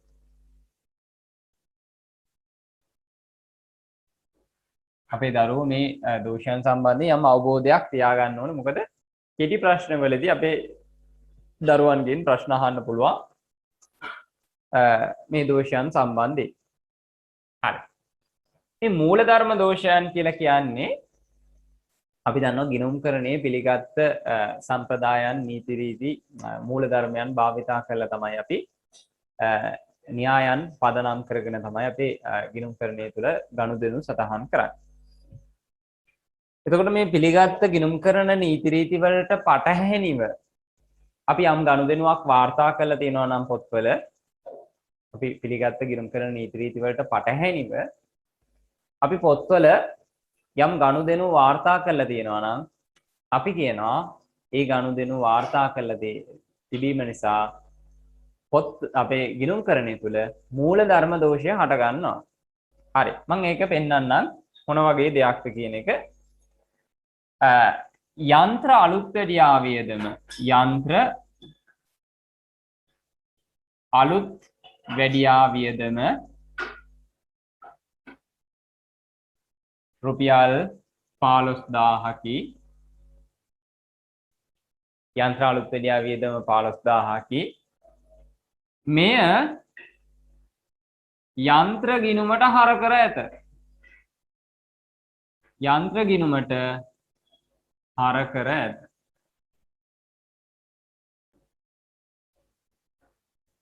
හරි. අපි එහෙනම් බලමු මොකද්ද මෙතන ඇතිවෙච්ච දෝෂය කියලා. අපි දන්නවා යන්ත්‍ර අලුත් වැඩියාවක් සිද්ධ කරා නම් යන්ත්‍රය රිපෙයාර් කරලා යන්ත්‍රය හැදුවා නම් එහෙම ද්විත්ව සටහන තමයි මුදල් ගිණුම බැර එහෙනම් ඔන්න දැන් මුදල් ගිණුම මම බැර කරනවා 15000යි. යන්ත්‍ර අලුත් වැඩියා ගිණුම හර. යන්ත්‍ර අලුත් වැඩියා ගිණුම හර. හැබැයි දැන් අපි මොකද කරලා තියෙන්නේ? යන්ත්‍ර අලුත් වැඩියා ගිණුම නෙමෙයි හර කරලා තියෙන්නේ යන්ත්‍ර ගිණුම. යන්ත්‍ර ගිණුම හර කරලා තිනවා 15000. හරිනම් හර වෙන්න ඕනේ යන්ත්‍ර අලුත් වැඩියා. යන්ත්‍ර අලුත් වැඩියා. හැබැයි දැන් හර වෙලා තියෙන්නේ යන්ත්‍ර ගිණුම. එතකොට අපි දන්නවා යන්ත්‍ර ගිණුම කියලා කියන්නේ වත්කම් ගිණුමක්. යන්ත්‍ර ගිණුම කියලා කියන්නේ වත්කම් ගිණුමක්. යන්ත්‍ර අලුත් වැඩියා කියලා කියන්නේ මේක වත්කම් ගිණුමක්. යන්ත්‍ර අලුත් වැඩියා කියලා කියන්නේ වියදම් ගිණුමක්. එතකොට අපි දන්නවා වත්කම් සහ වියදම් වල ද්විත්ව සටහන් න්‍යායන් එක සමානයි. අපි දන්නවා වත්කමක් වැඩි වුණත් වත්කම් වැඩිවීම හරට සටහන් කරන්නේ අඩුවීම බැරට. වියදම් වැඩිවීම හරට අඩුවීම බැරට. මේ දෙන්නගේ ලක්ෂණ දෙක න්‍යාය සමානයි. අපි දන්නවා වත්කම් ගිණුම් වලත් සාමාන්‍යයෙන් ඉන්නේ හර ශේෂයක්. වියදම් ගිණුම් වලත් සාමාන්‍යයෙන් ඉන්නේ හර ශේෂයක්. එහෙනම් ශේෂ පිරික්සුමේ හර තීරුව තමයි දෙන්නම නියෝජනය වෙන්නේ. ඒක නිසා මේ වත්කම් ගිණුමේ හරට 15000ක් වැටුණත් යන්ත්‍ර අලුත් වැඩියා ගිණුමේ හරට 15000ක් වැටුණත් හර පැත්තේ තමයි සටහන් වෙන්නේ. ඒක නිසා දැන් මේ දෙක මාරු වෙලා සටහන් කරාට මේ ශේෂ පිරික්සුමේ ඓක්‍යයට යම් බලපෑමක් ඇති වෙන්නේ නැහැ. නමුත් මේක න්‍යායාත්මකව වැරදි. අපි කරේ යන්ත්‍රය අලුත් වැඩියා කරපු එක රිපෙයාර් කරපු එකයි කරේ. හැබැයි දැන් මේ යන්ත්‍ර ගිණුමට දාලා යන්ත්‍ර ගිණුමට හර කිරීමෙන් අදහස වෙන්නේ යන්ත්‍රයක් අලුතෙන් අපි ගත්තා කියලා. යන්ත්‍ර කියනම හර වෙනවයි කියලා කියන්නේ යන්ත්‍ර වැඩි වෙනවයි කියන එක. නැත්නම් යන්ත්‍රයක් අපි අලුතෙන් ගත්තද නැහැ. යන්ත්‍රයක් අලුතෙන් ගත්තේ නැහැ. හැබැයි දැන් මේ 15000 මේ තුල හරට සටහන් කිරීම තුලින් අදහස් වෙන්නේ යන්ත්‍ර වැඩි අලුතෙන් යන්ත්‍රයක් ව්‍යාපාරයට එකතු කළ බව තමයි අපේ ගිණුම් සටහන් තුලින් පෙන්වන්නේ.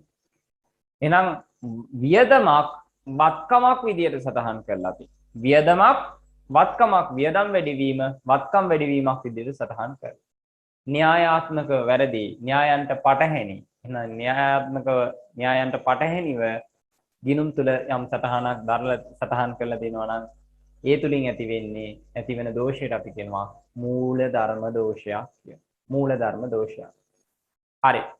එහෙනම් ඔන්න අවසාන දෝෂය මූල ධර්ම දෝෂය කිසියම් ගනුදෙනුවක් පිළිගත් ගිණුම් කරන නීති රීති වලට පටහැනි ලෙස සටහන් කිරීම මූල ධර්ම දෝෂයක් ලෙස හැඳින්වේ. නිදසුන් යන්ත්‍ර අලුත්වැඩියාව සඳහා අලුත්වැඩියාව වියදම රුපියල් 5200 යන්ත්‍ර ගිණුමට සටහන් කරලා තිබුණ එක. හරි. එහෙනම් අපි කතා කළේ මේ ශේෂ පිරික්සුමේ ඓක්‍යයට බල නොපාන දෝෂයන් සම්බන්ධයෙන් තමයි අපි කතා කරේ. මම කතා කරා දෝෂයන් පහක්. ඒ තමයි අතිරික්තතා දෝෂය, ඒකම ඌනතා දෝෂය, එහෙම නැත්නම් අපි කියනවා අත්හැරීමේ දෝෂය, හිලව් දෝෂය, දිවිකරණ දෝෂය සහ අවසාන වශයෙන් මූලධර්ම දෝෂය. නම් ඔය පහ ශේෂ පිරික්සුමේ ඓක්‍යයට බල නොපාන වැරදි විදිහට අපිට හඳුනා ගන්න පුළුවන්. ඊළඟට මම කතා කරන්නේ ශේෂ පිරික්සුමේ ඓක්‍යයට බලපාන වැරදි. ශේෂ පිරික්සුමේ ඓක්‍යයට බලපාන වැරදි. මෙන්න මේ අපි දැන් කතා කරන වැරද්දක් සිද්ධ වෙච්ච හැටිය අපේ ශේෂ පිරික්සුමේ හර සහ බැර තීරු දෙක අසමාන වෙනවා. හර සහ බැර තීරු දෙක අසමාන වෙනවා. පළවෙනි දෝෂය ගනුදෙනුවක දිත්‍ර සටහනෙන් එක් සටහනක් පමණක් සටහන් කරලා තියෙනවා. ගනුදෙනුවක දිත්‍ර සටහන් දෙපැත්තක් තියෙනවා. යම් ගිණුමක හරට සටහන් කරන වටිනාකම තවත් ගිණුමක බැට සටහන් කරනවා. දෙපැත්තක් තියෙනවා. දිත්‍ර සටහනෙන් එක් සටහනක් විතරක් සටහන් කරලා තියෙන එක. අපි උදාහරණයක් ගමු.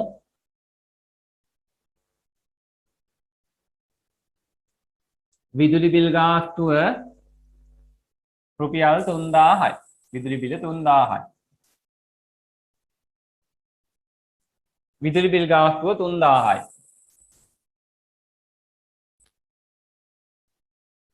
විදුලි බිල ගෙවුවා රුපියල් 3000යි. අපි දන්නවා සටහන් වෙන්නේ මුදල් ගිණුම බැර 3000යි. විදුලි බිල් ගිණුම හර 3000යි. හැබැයි දැන් මොකද කරලා තියෙන්නේ? මුදල් විතරක් බැර කරලා දිනවා. විදුලි බිල් හර කරලා නැහැ. එහෙම නැත්නම් විදුලි බිල් හර කරලා මුදල් බැර කරලා නැහැ. දිත්‍ර සටහනෙන් එක සටහනක් විතරයි තියලා තියෙන්නේ. එහෙම වුණාම අපේ ශේෂ පිරික්සුම අසමාන වෙනවා. එහෙනම් ඔන්න පළවෙනි එක යම් ගනුදෙනුවක දිත්‍ර සටහනෙන් එක් සටහනක් පමණක් පොත්වල සටහන් කර තිබීම. දෙවෙනි එක ගනුදෙනුවක දිත්‍ර සටහන අදාළ ගිණුම් වල එකම පැත්තේ සටහන් කරලා තියෙනවා. මේ ගනුදෙනුවම ගත්තොත් එහෙම විදුලි බිල් ගිණුම විදුලි බිල් අපි ගෙවලා තියෙනවා 3000ක්. විදුලි බිල් ගෙවුවා 3000ක්. මුදල් ගිණුම බැර විදුලි බිල් ගිණුම හරනේ. විදුලි බිලුත් බැර. විදුලි බිල් ගිණුමත් බැර කළා. යම් ගනුදෙනුවක දිත්‍ර සටහන එම ගනුදෙනුවේ එකම පැත්තේ සටහන් කළා.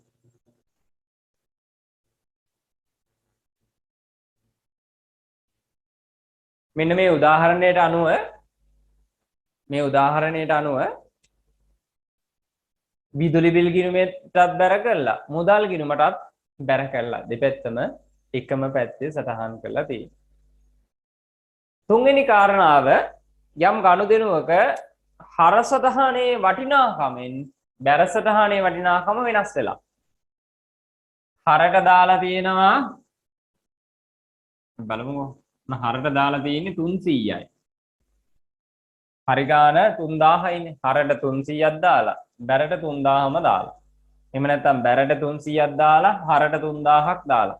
හර සහ බැර වටිනාකම් එකිනෙකට වෙනස්. එකිනෙකට වෙනස් වෙලා තිනවා.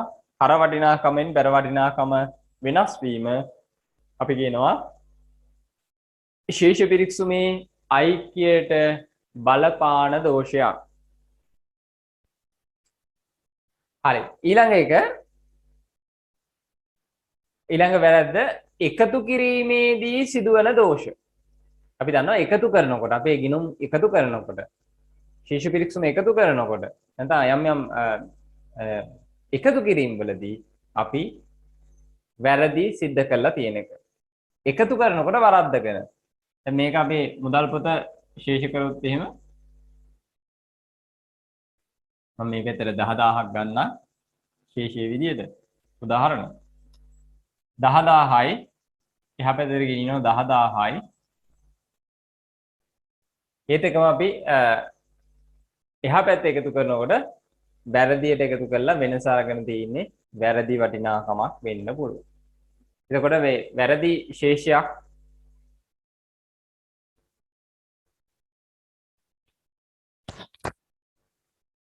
වැරදි වටිනාකමක් අපි එකතු කිරීම වලදී ඇතුළත් කිරීම අපි කියනවා එකතු කිරීමේ දෝෂයක් කියලා.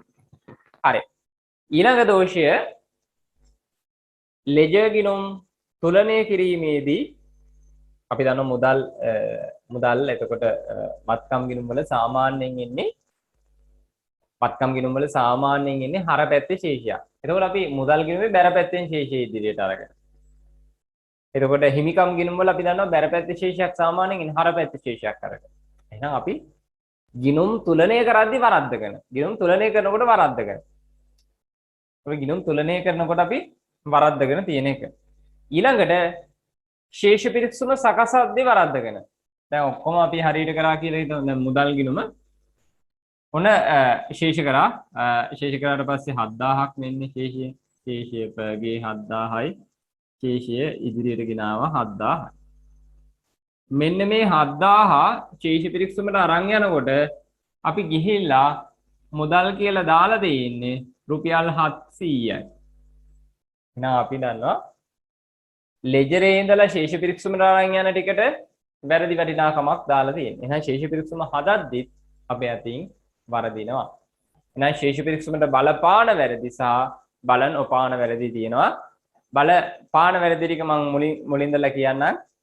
ගනුදෙනුවක ද්විත්ව සටහනේ එක් සටහනක් පමණක් ලෙජරේට සටහන් කරලා තියෙන එක. ගනුදෙනුවක ද්විත්ව සටහන අදාළ ගිණුම් වල එකම පැත්තේ සටහන් කරලා තියෙන එක්ක හරට එක්ක බැරට සටහන් කරලා තියෙන එක. ගනුදෙනුවක හර සටහනේ වටිනාකමෙන් බැර සටහනේ වටිනාකම වෙනස් වෙන එක. ඊළඟට එකතු කරද්දී ඇති වෙලා තියෙන දෝෂයන් ඒකකම ලෙජර් ගිණුම් තුලනය කරද්දී අවසාන වශයෙන් ශේෂ පිරික්සුම සකස් කිරීමේදී ඇති වෙලා තියෙන දෝෂ. ඊළඟට ගිණුම් කරන වැරදි නිවැරදි කිරීම. ගිණුම් කරන වැරදි නිවැරදි කිරීම. මේ ගිණුම් කරන ක්‍රියාවලියේදී අපේ අතින් ඇති වෙන වැරදි සටහන්. වැරදියට සටහන් වෙන ඒවා නිවැරදි කිරීම සඳහා වැරදියට ඇතුළත් වන සටහන් නිවැරදි කිරීම සඳහා පොදු ජර්නලය තුල වැරදි සටහන් නිවැරදි කරන්න පොදු ජර්නල් එක ඇතුලේ අපි තියෙන සටහන් වලට කියනවා වැරදි නිවැරදි කිරීමේ සටහන්. වැරදි නිවැරදි කිරීමේ සටහන්. එහෙනම් අපේ අතින් ඇති වෙලා තියෙන ගිණුම් හදනකොට ඇති වෙලා තියෙන වැරදි මගහැරීම් හඳුනාගෙන ඉවරලා ඒවා නිවැරදි කරන්න පොදු ජර්නලය ඇතුලේ තියෙන සටහන් වලට අපි කියනවා වැරදි නිවැරදි කිරීමේ සටහන් කියලා. දැන් අපි අර මං කලින් කිව්වා වගේ අපේ දරුවෝ නම් මේ වැරද්දක් වුණාම වැරදිට සටහන් කරලා තිබ්බනම් අපි ටක් ගාලා මේක මේ ඉරසල් එකකින් මකලා දාන්න. එහෙම නැත්නම් ටිපෙක්ස් කරලා දාන්න පුළුවන්.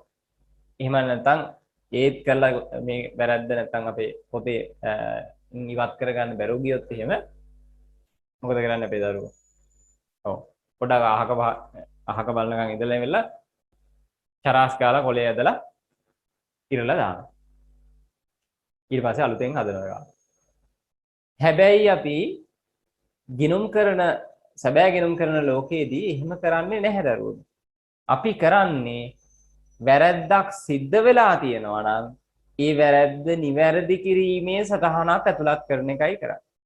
අපි මකන්න යන්නේ නැහැ, කොළ ඉරන්න යන්නේ නැහැ, ටිපෙක්ස් කරන්න යන්නේ නැහැ. අපි මොකද්ද කරන්නේ? මේ වැරැද්ද නිවැරදි කරන්න සටහනක් යොදන එක. එහෙනම් අපි එහෙම යොදන සටහන් අපි පොදු ජර්නල් එක තුල ඇතුලේ තමයි සටහන් කරන්නේ. එහෙනම් වැරැද්ද නිවැරදි කිරීම සඳහා පොදු ජර්නලය තුල ඇතුළත් කරන සටහනට අපි කියනවා වැරදි නිවැරදි කිරීමේ සටහන් කියලා. හරි. ගිණුම් කරන ක්‍රියාවලිය තුළ ගිණුම් පොත්වල ගනුදෙනු සටහන් කිරීමේදී සිදුවන වැරදි හා දෝෂයන් සොයාගෙන පසුව එම වැරදි නිවැරදි කිරීමට පොදු ජර්නලය තුළ එහෙම නැත්නම් ප්‍රධාන ජර්නලය තුළ තබන සටහන් වැරදි නිවැරදි කිරීමේ සටහන් ලෙස හැඳින්වේ.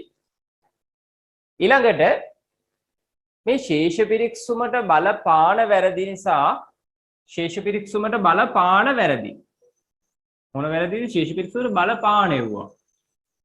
මේ ශේෂ පිරික්සුමට බලපාන වැරදි නිසා ශේෂ පිරික්සුම මොනවා වෙනවද? අන්බැලන්ස් වෙනවා. බැලන්ස් වෙන්නේ නැතු යනවා. ශේෂ පිරික්සුමට බලපාන වැරදි නිසා ශේෂ පිරික්සුම අසමාන වෙනවා. එහෙම අසමාන වුණාම ඒ අසමාන වීම ඒ අසමාන ශේෂය ශේෂ පිරික්සුම අසමාන වුණාම ඒ අසමාන ශේෂය తాවකාලිකව මාරු කරලා වැරදි ටික හඳුනාගෙන ඒවා නිවැරදි කරනකම් తాවකාලිකව මාරු කරන ගිණුමට අපි කියනවා අවිනිශ්චිත ගිණුම. අවිනිශ්චිත ගිණුම. తాවකාලිකව මාරු කරන අපි ගිණුමට කියනවා අවිනිශ්චිත ගිණුම. එතකොට මේ ශේෂ පිරික්සුමේ ශේෂයන් අසමාන වුණාම මේ අසමාන ශේෂය ශේෂ පිරික්සුමේ ශේෂයන් අසමාන වුණාම මේ අසමාන වෙච්ච වටිනාකම අපි හර පැත්තෙන් හෝ බැර පැත්තෙන් එන්න පුළුවන් අසමාන වටිනාකමක්. ඒ අසමාන වටිනාකම ශේෂ වැරදි ටික හොයාගෙන ඒ වැරදි නිවැරදි කරනකම් తాවකාලිකව මාරු කරන ගිණුමට අපි කියනවා අවිනිශ්චිත ගිණුම කියලා. අවිනිශ්චිත ගිණුම කියලා කියන්නේ දරුවනේ නාම මාත්‍රික ගිණුමක්. අවිනිශ්චිත ගිණුම කියලා කියන්නේ නාම මාත්‍රික ගිණුමක්. ඇයි මේ නාම මාත්‍රික ගිණුමක් කියලා කියන්නේ? නාම මාත්‍රික ගිණුමක් කියලා කියන්නේ අපි මේ නමට පමණක් විවෘත කරන ගිණුමක්. අපි මේ ශේෂ පිරික්සුමෙන් එන අසමාන වටිනාකම අවිනිශ්චිත ගිණුමේ හරට හෝ බැරට සටහන් කරයි. හරි? වැරදි හොයාගෙන ඒ වැරදි නිවැරදි කරායින් පස්සේ මේ අවිනිශ්චිත ගිණුමේ හර සහ බැර දෙපැත්තම සමාන වෙනවා දරුවෝ. වැරදි ටික අපි නිවැරදි විදියට සකස් කරායින් පස්සේ වැරදි නිවැරදි හඳුනාගෙන ඉවරලා නිවැරදි කරායින් පස්සේ අවිනිශ්චිත ගිණුම සමාන වෙනවා දෙපැත්ත. හර සහ බැර දෙපැත්ත සමාන වෙනවා. ශේෂයක් ඉස්සරහට ඉන්නේ නැහැ. එහෙනම් වැරදි නිවැරදි කරනවත් එක්කම අපේ අවිනිශ්චිත ගිණුම අහෝසි වෙලා යනවා. නමට විතරයි තියෙන්නේ.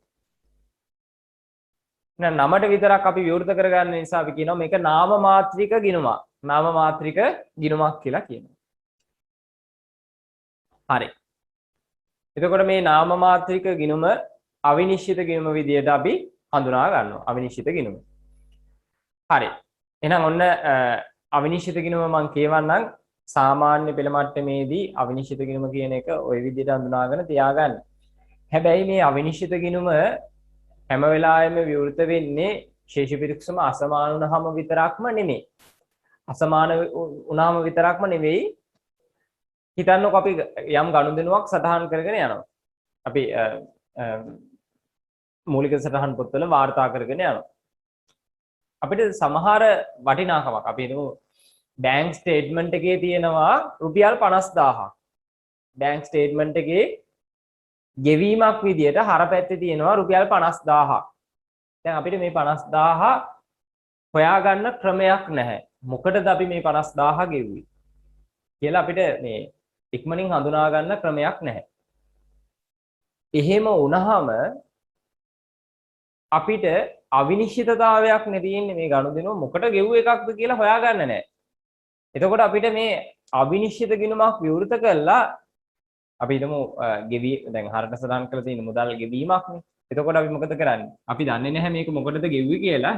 හැබැයි අපි දන්නවා අපි දිත්ත සටහන විදියට තියාගන්න මේක සටහන් කරන්න ඕනේ දැනට සටහන් කරගන්න ක්‍රමයක් විදියට මුදල් පොත බැර මේ බැංකුවේ අඩු වෙලා තිබේ බැංකු ගිණුම බැර අපි මොකටද වියදම් කරේ කියලා දන්නේ නැති නිසා අවිනිශ්චිත ගිණුම හර කරලා තියන්න පුළුවන්.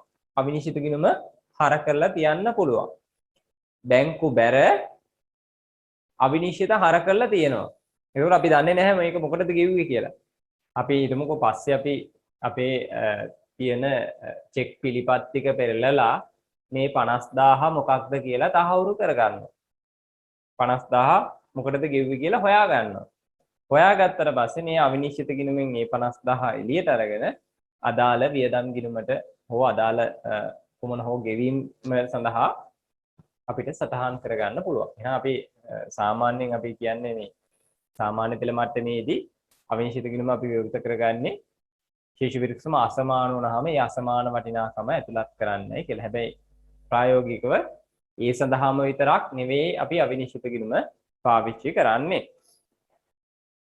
මම නිබන්ධනයට එන්න නිබන්ධනයේ කොටස කියවන්නම්. ශේෂ පිරික්සුමේ හර ශේෂයන්ගේ එකතුව බැර ශේෂයන්ගේ එකතුවත් සමග අසමාන වූ විට එම වෙනසට බලපෑ හේතු සොයා එම වැරදි නිවැරදි කරන තෙක් ශේෂ පිරික්සුමේ తాවකාලික ශේෂ පිරික්සුමට වෙනස తాවකාලිකව මාරු කරන ගිණුම අවිනිශ්චිත ගිණුම ලෙස හැඳින්වේ.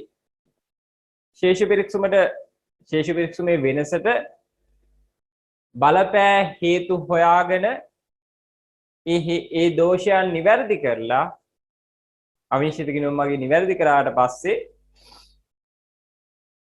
අවිනිශ්චිත ගිණුම තුලනය වෙනවා. එබැවින් අවිනිශ්චිත ගිණුම නාම මාත්‍රික ගිණුමකි. එබැවින් අවිනිශ්චිත ගිණුම නාම මාත්‍රික ගිණුමකි. හරි. පහලින් මම කියලා තියෙනවා සැලකිය යුතුයි අවිනිශ්චිත ගිණුමක් විවෘත කිරීම සිදුවන්නේ ශේෂ පිරික්සම අසමාන වූ අවස්ථාවලදී පමණක් නෙමෙයි යම් ගනුදෙනුවක් පොත්වල සටහන් කරන විට එම ගනුදෙනුව පිළිබඳ පැහැදිලි නැති අවස්ථාවක එය නිශ්චිතව හඳුනා ගන්නා තෙක් අවිනිශ්චිත ගිණුමට මාරු කරන්නත් පුළුවන් කියලා. හරි. එහෙනම් ඔන්න දරුවනේ අපි අද කරගෙන යන්නේ 10 වසරේ අවසාන පාඩම.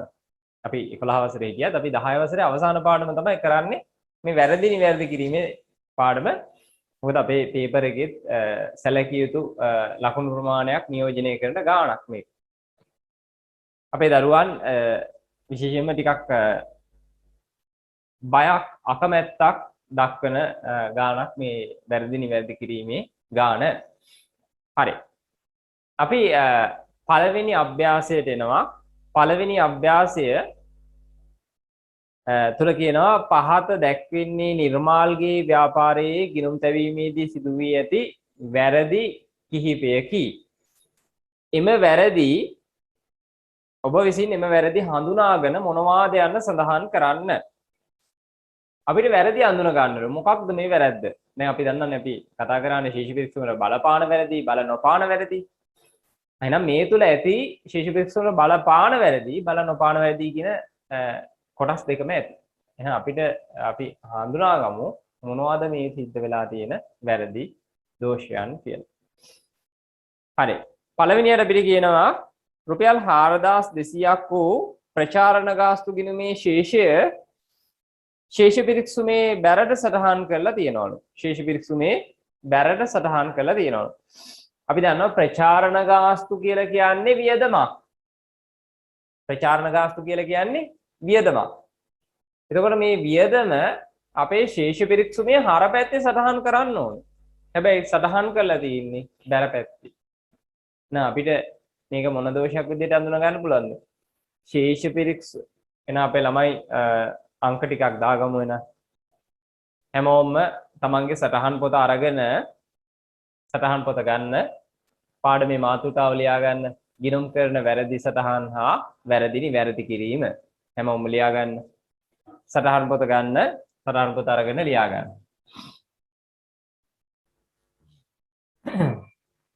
ගිණුම් කරන වැරදි සටහන් හා වැරදි නිවැරදි කිරීම කියලා ලියා ගන්න ඉතින් හැමෝම අභ්‍යාස අංක 1 කියලා ලියා ගන්න.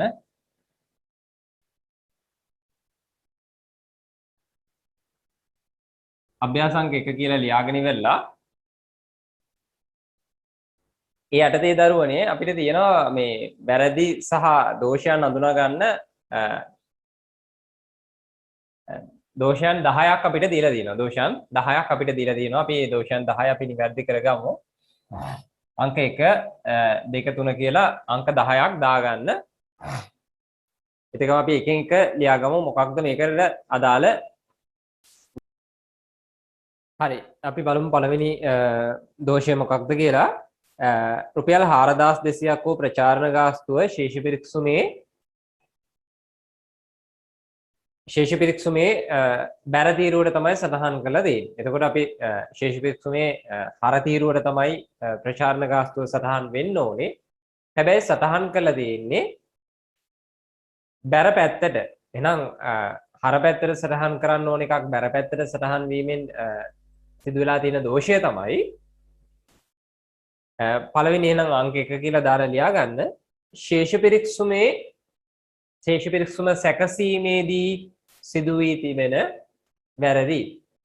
පළවෙනි අංක 1 අභ්‍යාස අංක 1 අංක 1 යටතේ ශේෂ පිරික්සුම සකස් කිරීමේදී සිදු වී ඇති දෝෂ.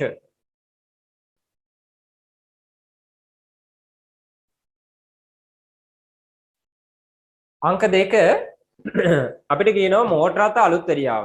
අංක 2 මෝටර රථ අලුත් වැඩියා කිරීම සඳහා දරනු ලැබූ රුපියල් 10000ක මුදල මෝටර රථ ගිණුමට සටහන් කරලා තියෙනවලු. මම අර කලින් කිව්වා වගේ මෝටර රථයේ අලුත් වැඩියාව කියලා කියන්නේ වියදමක්.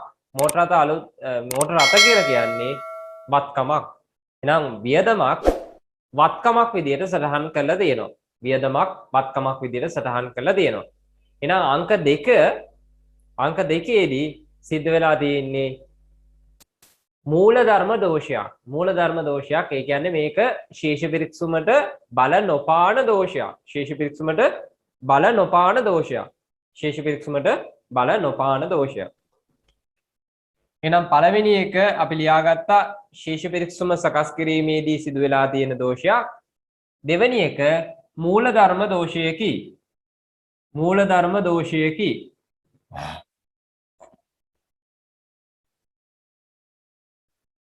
තුන්වෙනි එක සංග්‍රහ වියදම් සඳහා දැරූ රුපියල් 550ක වටිනාකම සම්පූර්ණයෙන් පොත්වලින් මගහැරලා තියෙනවා. සංග්‍රහ වියදම් වලට අපි රුපියල් 550ක් වියදම් කරාලු. ඒක සම්පූර්ණයෙන් පොත්වලින් මගහැරලාලු. එහෙනම් අපි දන්නවා සම්පූර්ණයෙන්ම සටහන් කරේ නැත්නම් අපි කියනවා ඌනතා දෝෂය.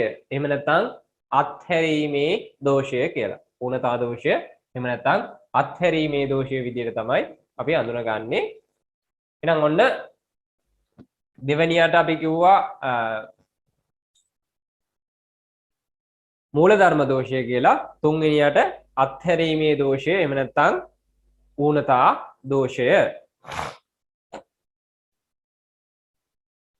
අංක 4 යටතේ කියනවා දුරකථන ගාස්තු සඳහා ගෙවූ රුපියල් 920ක වටිනාකම මුදල් පොතේ නිවැරදිව සටහන් කර ඇති නමුත් දුරකථන ගාස්තු ගිණුමේ සටහන් කළ දෙන්නේ රුපියල් 290ක් විදියටලු.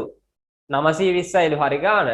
හැබැයි මුදල් පොතේ ගිහිලා සටහන් කළ දුරකථන ගාස්තු ගිණුමේ සටහන් කළ දෙන්නේ 290ක් විදියටලු. එහෙනම් අපිට පේනවා හර සටහනේ වටිනාකමයි බැර සටහනේ වටිනාකම් වල අතරයි වෙනසක් තියෙනවා. එහෙනම් අපි මේ දෝෂයට කියනවා යම් ගනුදෙනුවක දිත්ව සටහනේ හර සටහනේ වටිනාකමින් බැර සටහනේ වටිනාකම වෙනස් වීම. හර සටහනේ වටිනාකමින් බැර සටහනේ වටිනාකම වෙනස් වීම අපි කියනවා වීම තමයි අපේ හතරවෙනි එකට පිළිතුරු වෙන්නේ යම් ගනුදෙනුවක හරසටහනේ වටිනාකමෙන් බැරසටහනේ වටිනාකම වෙනස් වීම.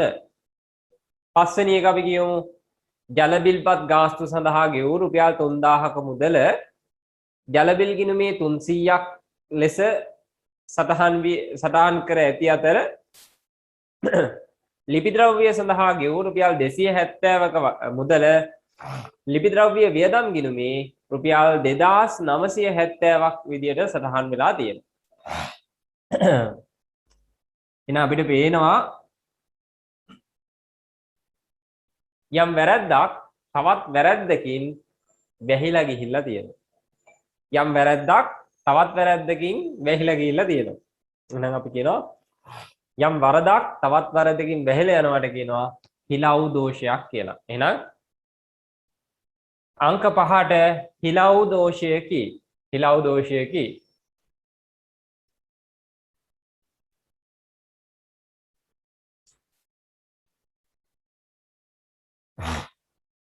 අංක 6 අත්පිට විකුණුම් රුපියල් 4500කි. මේ මුදල් පොතේ පමණක් සටහන් කරලා තියෙනවා. මුදල් පොතේ විතරයි සටහන් කරලා තියෙන්නේ. ඒතර අපි දන්නවනේ ගනුදෙනුවක දිත්‍ර සටහනක් තියෙනවා කියලා. දිත්‍ර සටහනෙන් එක් සටහනක් විතරයි තියලා තියෙන්නේ. දිත්‍ර සටහනෙන් එක් සටහනක් විතරයි තියලා තියෙන්නේ. එහෙනම් අපි කියනවා 6 වෙනි එකට පිළිතුර වෙන්නේ යම් ගනුදෙනුවක 6 වෙනි එක ලියා ගන්න. අංක 6 යම් ගනුදෙනුවක දිත්‍ර සටහනෙන් එක් සටහනක් පමණක් සටහන් කර තිබීම. යම් ගනුදෙනුවක දිත්‍ර සටහනෙන් එක් සටහනක් පමණක් සටහන් කර තිබීම. අංක 7 කියනවා වැටුප් හා වේතන රුපියල් 7500කි. මේ ගිණුම් පොත්වල ඒ කියන්නේ පොත් දෙකේම ගිණුම් පොත්වල සටහන් කර ඇත්තේ රුපියල් 4500ක් විදියටලු. ගිණුම් පොත් දෙකේම සටහන් කරලා තියෙන්නේ 4500ක් විදියට. හරි ගාන රුපියල් 7500යි. එතකොට අපි දන්නවා ගිණුම් පොත්වල කිව්වහම දැන් ඔන්න වැටුප් හා වේතන ගිණුම වැටුප් ගිණුමයි මුදල් ගිණුමයි. හරි ගාන 7500යි. දෙකේම සටහන් වෙලා තියෙන්නේ 4500 ගාන. වැටුප් ගිණුම 4500 මුදල් ගිණුම බැර 4500. මම මුලින්ම කියලා දුන්නා යම් ගනුදෙනුවක සත්‍ය වටිනාකමට වඩා වැඩියෙන් හරි අඩුවෙන් හරි ගිණුම් පොත්වල සටහන් කරනවට අපි කියනවා අතිරික්තතා දෝෂයක්. එහෙනම් මේක අංක 7 අතිරික්තතා දෝෂයකි. අංක 7 අතිරික්තතා දෝෂයකි. අංක 8 අත්පිට ගැනුම් රුපියල් 2500කි. මේ 12500ක් විදියට ගිණුම් වල සටහන් වෙලා තියෙනවා. ඒකත් ඒ විදියම නේද? ඔව්. එහෙනම් හරි ගාන 2500යි. හරි ගාන 2500. හැබැයි සටහන් කරලා තියෙන්නේ 12500 ගාන. එහෙනම් මුදල් ගිණුම බැර 12500යි. ගැනුම් ගිණුම හර 12500යි. සත්‍ය වටිනාකමට වඩා වැඩියෙන් ගිණුම් වල සටහන් වෙලා තියෙනවා. අඩුවෙන් හරි වැඩියෙන් හරි සටහන් වෙනවට අපි කියනවා අතිරික්තතා දෝෂය කියලා. එහෙනම් අංක 8ටත් අතිරික්තතා දෝෂයම තමයි. අංක 9 ගැනුම් ජර්නලයේ එකතුව රුපියල් 1200ක් අඩුවෙන් එකතු කරලා තියෙනවා. ගැනුම් ජර්නල් එක එකතු කරනකොට 1200ක් අඩුවෙන් එකතු කළා. එහෙනම් මේක මොන දෝෂයක්ද? එකතු කිරීමේදී සිදුවන වැරද්දක්. එකතු කිරීමේදී සිදුවන වරදකි. එකතු කිරීමේදී සිදුවන වරදකි. හරි. එහෙනම් ඔන්න අංක 9ට හරි. අංක 10 රුපියල් 25000ක බැංකු ණය මුදල් පොතේ හරපැත්තේ සටහන් කර බැංකු ණය ගිණුමෙත් හරපැත්තේ සටහන් කළා. මුදල් පොතේත් හරට සටහන් කළලු. බැංකු ණය ගිණුමෙත් හරට සටහන් කළලු. එහෙනම් යම් ගනුදෙනුවක දිත්‍ර සටහන ගිණුම් වල එකම පැත්තේ සටහන් කිරීම. යම් ගනුදෙනුවක වටිනාකම ගිණුම් පොත්වල එකම පැත්තේ සටහන් කිරීම. අංක 10 යම් ගනුදෙනුවක දිත්‍ර සටහන ගිනුම් දෙකේම එකම පැත්තේ සටහන් කර තිබීම. එතකොට දැන් අපි මේ පළවෙනි අභ්‍යාසයෙන් කරේ දරුවනේ අපි මේ කතා කරපු වැරදි ටික නැවත වතාවක් අඳුනා ගන්න පුළුවන්ද මේක ගනුදෙනුවක් විදිහට ආවයින් පස්සේ අඳුනා ගන්න පුළුවන්ද කියන එක. එහෙනම් මේ ගනුදෙනු ටික නැවත කියවන්න ගෙදරදී මම උත්තර ටික කිව්වා. නැවත කියවලා බලන්න මේක අතිරික්තතා දෝෂයක් උනේ කොහොමද? මේක ඌනතා දෝෂයක් උනේ කොහොමද? මේක ගිනුම් දෙකේම එකම පැත්තේ සටහන් කරන දෝෂයක් උනේ කොහොමද කියන එක කල්පනා කරලා බලන්න ඕනේ. හරි. එහෙනම් අපි එනවා අභ්‍යාසාංක 2ට.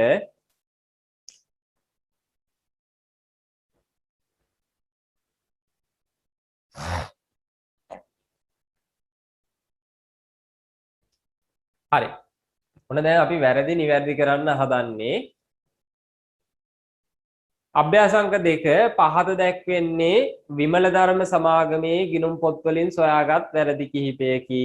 එම වැරදි නිවැරදි කිරීමට අවශ්‍ය ගිණුම් සටහන් පොදු ජර්නලය තුල දක්වන්න කියලා කියනවා. එහෙනම් අපිට පොදු ජර්නල් එකක් ඕනේ. දැන් අපේ ළමයිට පොදු ජර්නල් එකේ ආකෘතිය මතක ඇති. දිනය, ජර්නල් වවුචර් අංකය, විස්තරය, හර සහ බෑ.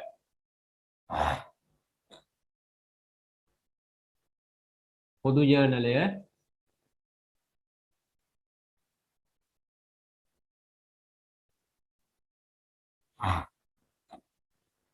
ජර්නල් වවුචර් අංකය, විස්තරය,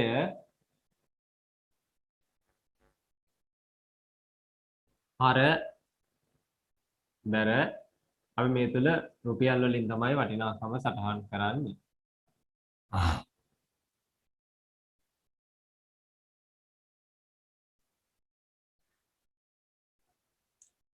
හරි. එහෙනම් දැන් අපි එකිනෙක වැරද්ද මොනවද කියන එක වැරද්ද මොකක්ද කියන එකත් ඊට පස්සේ වැරද්ද නිවැරදි කරගන්නේ කොහොමද කියන එකත් අපි සලකලා බලමු. පළවෙනියට කියනවා රුපියල් 2500ක ලී බඩු මිලදී ගැනීම මුදල් පොතේ නිවැරදි සටහන් කර ගැනුම් ගිණුමේ හරට සටහන් කරලා තියෙනවා. ලී බඩු මිලදී ගැනීම මුදල් පොතට නිවැරදිව සටහන් කරලා ගැනුම් ගිණුමේ හරට සටහන් කරනවා. හිතන්නකො අපි දැන් ලී බඩු ගත්තනම් දරුවනේ ditth සටහන තමයි හැදෙන ගිණුම තමයි එකක් ලී බඩු ගිණුම. අනිත් එක මුදල් ගිණුම.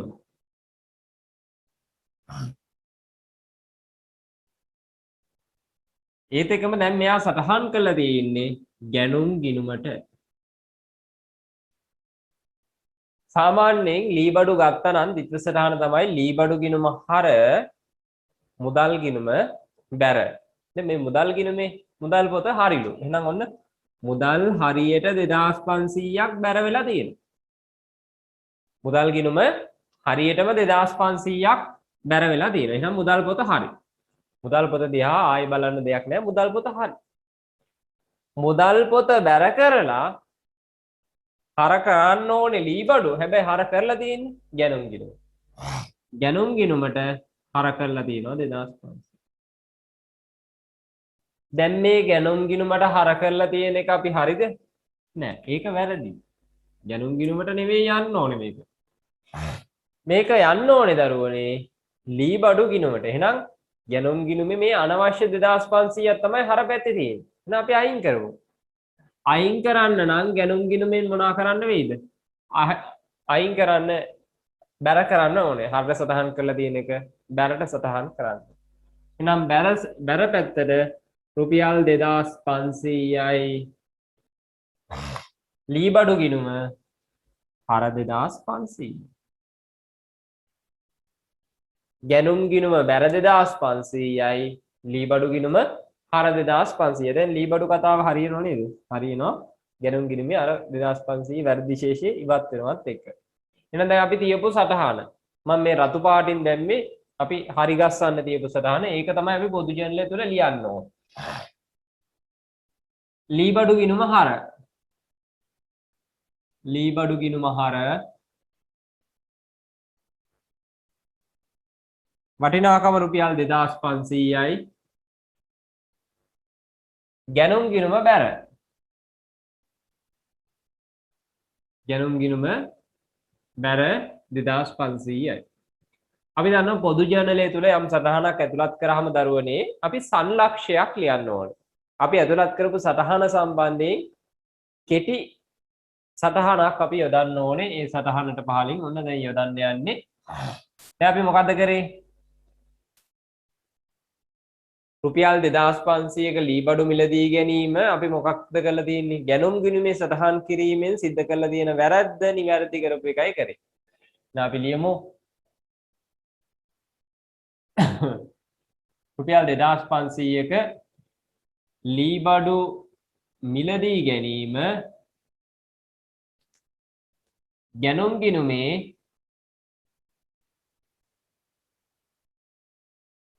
සටහන් කිරීමෙන් සිදු වූ වරද නිවැරදි කිරීම.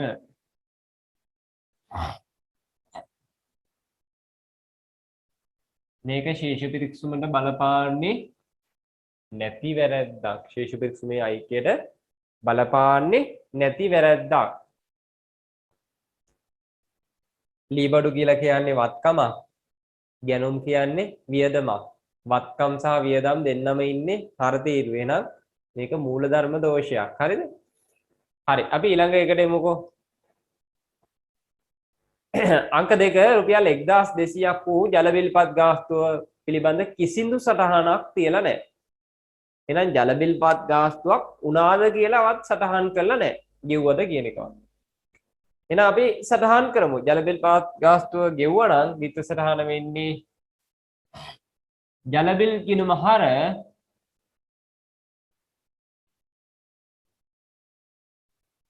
ජල බිල් ගිණුම හර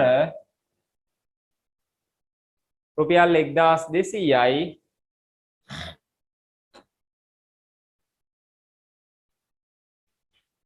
මුදල් ගිණුම බැර 1200යි රුපියල් 1200ක ජල බිල්පත් ගාස්තුවක් ගෙවීම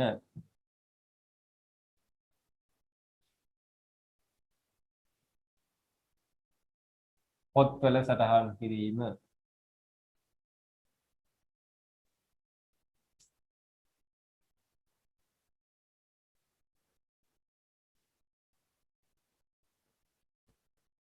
ඊළඟට අංක 3 කියනවා මෝටර රථ අලුත් වැඩියාව සඳහා රුපියල් 4500ක මුදලක් දැරූ අතර එය මෝටර රථ ගිණුමට සටහන් කරලා තියෙනවා. මෝටර රථ අලුත් වැඩියාව සඳහා රුපියල් 4500ක මුදලක් දැරූ අතර එය මෝටර රථ ගිණුමේ හරට සටහන් කරලා තියෙනවා. එහෙනම් අපි බලමු මේ වැරද්ද කොහොමද නිවැරදි කරගන්නේ කියලා.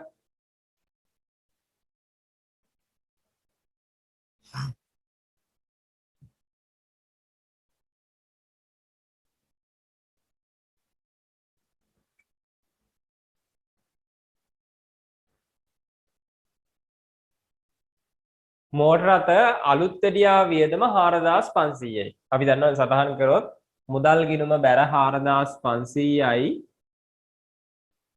මෝටර රථ අලුත් වැඩියා ගිණුම නේද? මෝටර රථ අලුත් වැඩියා.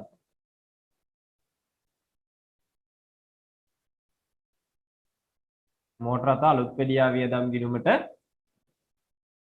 හර කරන්න ඕනේ 4500. හැබැයි දැන් අපි හර කරලා තියෙන්නේ මෝටර රථ අලුත් වැඩියා ගිණුමට නෙවෙයි මෝටර රථ ගිණුමට. මෝටර රථ ගිණුමට තමයි හර කරලා තියෙන්නේ 4500. දැන් අපි දන්නවා මේ දැන් අපි සටහන් කරලා තියෙන්නේ මුදල් බැර කරලා මෝටර රථ ගිණුම හර කරලා තියෙන්නේ. අපි දන්නවා මෙන්න මේ ද්විත්ව සටහන් දෙකෙන් එක් සටහනක් හරි. කවුද හරි? මේ මුදල් හරි. මුදල් බැර වෙලා තියෙන එක හරි. හැබැයි මෝටර රථ ගිණුම හර වෙලා තියෙන එක වැරදි. එහෙනම් මෝටර රථ ගිණුම හරට සටහන් කරලා තියෙන එක වැරදි. මේ හරට සටහන් කරලා තියෙන වැරදි වටිනාකම අයින් කරන්න අපි මොකද කරන්නේ? බැරට සටහන් කරනවා ඒ වටිනාකම. 4500යි ඒත් එකම මෝටර රථ අලුත් වැඩියා ගිණුමට හර කරනවා 4500. එහෙනම් අපේ රතු පාටින් තිබ්බේ නිවැරදි කරන්න තියපු සටහන. නම් හර කරේ මෝටර රථ අලුත් වැඩියා. නම් මෝටර රථ අලුත් වැඩියා හර මෝටර රථ අලුත් වැඩියා ගිණුම හර වෙනවා 4500යි. මෝටර රථ ගිණුම බැර 4500යි.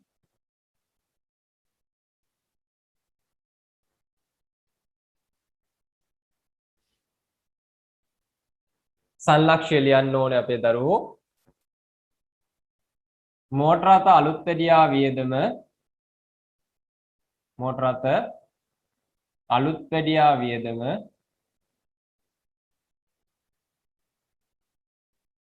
මෝටර රථ ගිණුමේ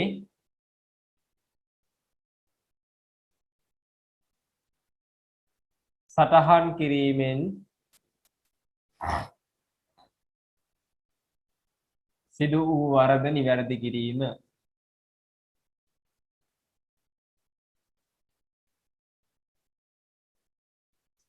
ඊළඟ වැරද්දට මම එනවා.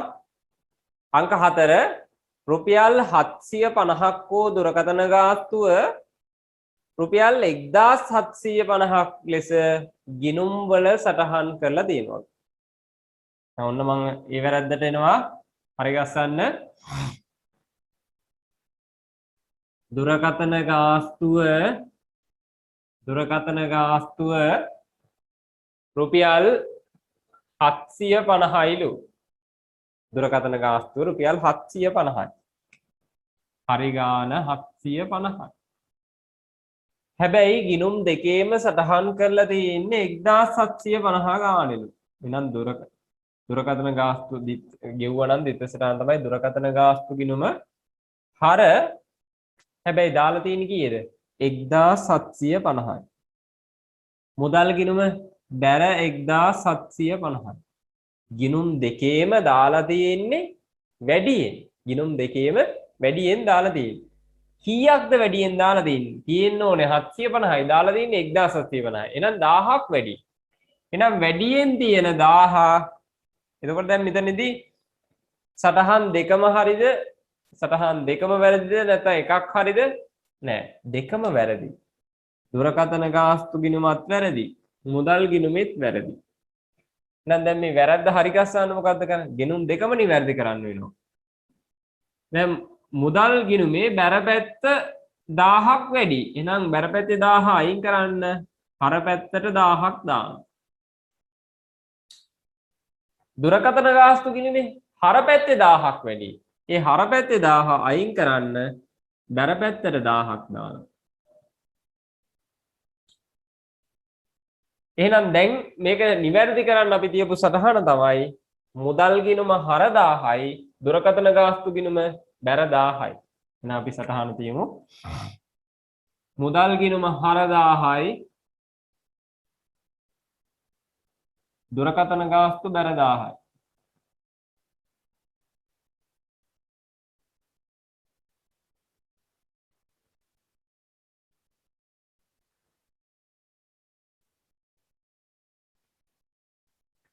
සංලක්ෂ්‍ය ලියා ගන්න.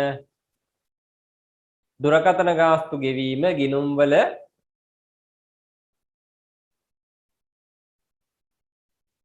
දුරකථන ගාස්තු ගෙවීම ගිණුම් වල රුපියල් 1000ක් වැඩියෙන් සටහන් වී තිබීම නිවැරදි කිරීම.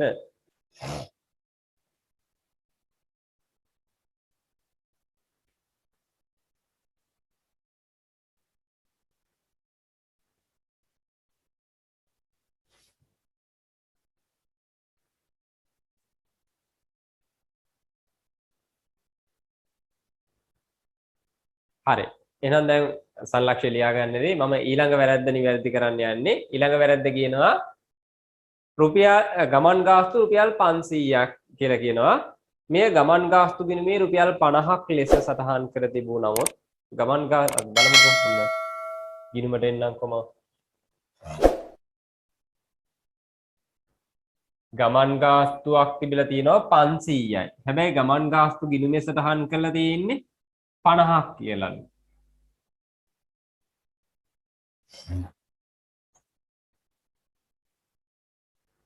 ගමන් ගාස්තු වල හරි ගාන 500යි. හැබැයි අපි ගමන් ගාස්තු ගිණුමේ සටහන් කරලා තියෙන්නේ 50ක් කියලාලු. ඒකට අපි දන්නවා ද්විත්ව සටහන වෙන්නේ මුදල් ගිණුම බැර කරලා ඇති 500ක් හරියට. හැබැයි ගමන් ගාස්තු ගිණුමට හර කරලා තියෙන්නේ 50යි.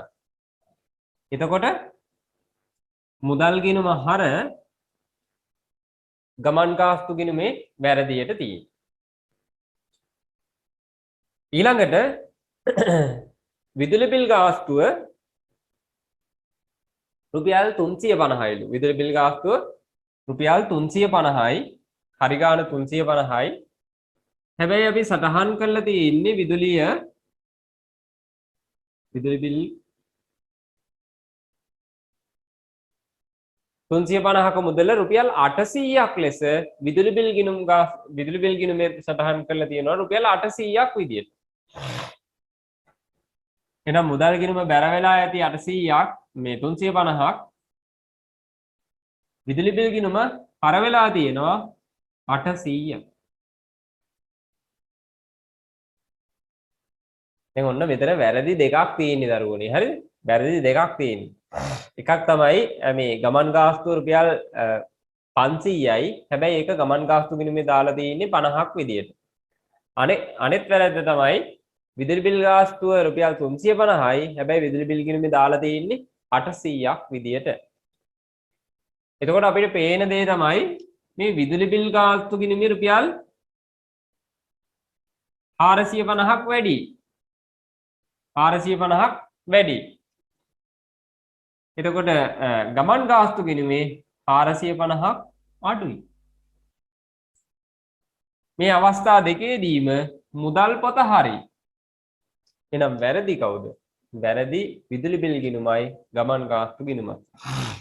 එතකොට අපේ ගමන් ගාස්තු ගිණුමේ 450ක් අඩුයි.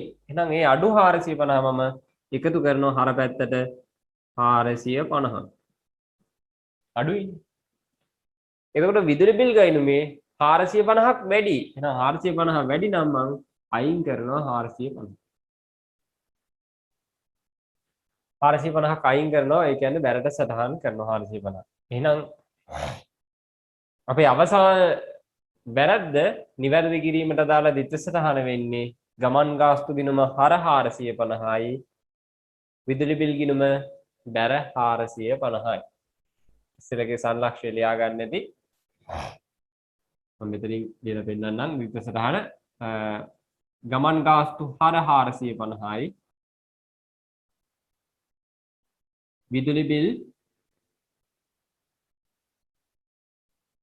බැර 450. සංලක්ෂයට ලියන්න ඕනේ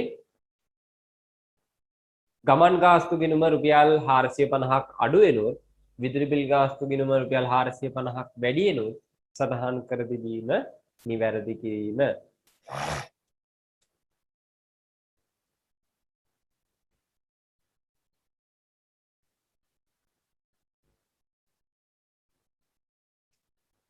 හරි. එහෙනම් අපි යමු මේ පළවෙනි අභ්‍යාසය එහෙනම් අවසන් වෙනවා මේ ගනුදෙනුවත් එක්ක. එතකොට මේ ගනුදෙනු ටික අපි පොදු ජර්නල් එක තුල සටහන් කරේ වැරදි නිවැරදි කරන විදිහත් මම කියා දුන්නා එක එක ගනුදෙනුවට කොහොමද මේ වැරද්ද නිවැරදි කරගන්නේ කියන එක. හැබැයි අපිට පේනවා මේ පළවෙනි අභ්‍යාසයේ තිබ්බේ සියල්ලම ශේෂ පිරික්සුමේ අයිතියට බල නොපාන වැරදි. ශේෂ පිරික්සුමේ අයිතියට බල නොපාන වැරදි සෙට් එකක් තමයි අපේ පළවෙනි මේ අභ්‍යාසංක දෙකේ තිබ්බේ. තුන්වෙනි අභ්‍යාසයට මම එනවා.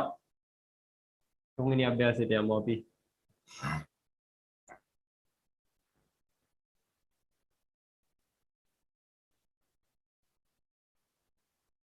අභ්‍යාසංක 3 සෙව්වන් දිගේ ව්‍යාපාරයේ 2019යි 3:31 දිනට සකස් කරන ලද ශීර්ෂ පිරික්සම අසමාන වුණාලු. අන්න අසමාන වෙලා. එහි වෙනස වූ රුපියල් 970 අවිනිශ්චිත ගිණුමේ හර පැත්තේ සටහන් කරන ලදී. පසුව පහත සඳහන් වැරදි සොයා ගන්නා ලදී. පහත සඳහන් ගිණුම් පිළිල කරන්න කියලා කියනවා අවිනිශ්චිත ගිණුම ඕනෙලු වැරදි නිවැරදි කරන්න ජර්නල් සටහන්. එහෙනම් අපිට ඕනේ පොදු ජර්නලයකුයි අවිනිශ්චිත ගිණුමේ අපිට ශේෂයක් දීලා තියෙනවා රුපියල් 970ක්. ඒ 970 අපිට දීලා තියෙන්නේ හර පැත්තෙන්. එහෙනම් හර පැත්තේ ලියමු අපි ශේෂ පිරික්සුමේ වෙනස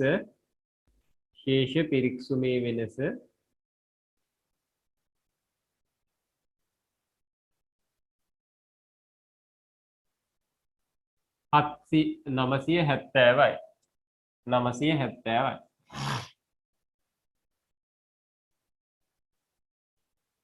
අර පැත්තේ සටහන් කරා මම ශේෂ පිරික්සුමේ වෙනස කියලා.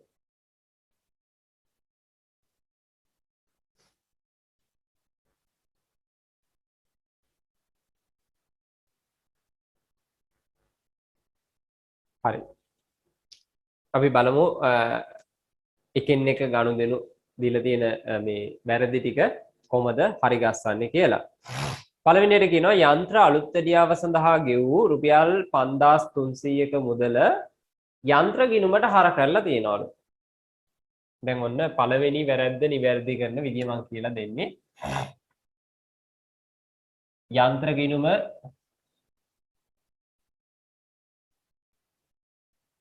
යන්ත්‍ර අලුත්වැඩියා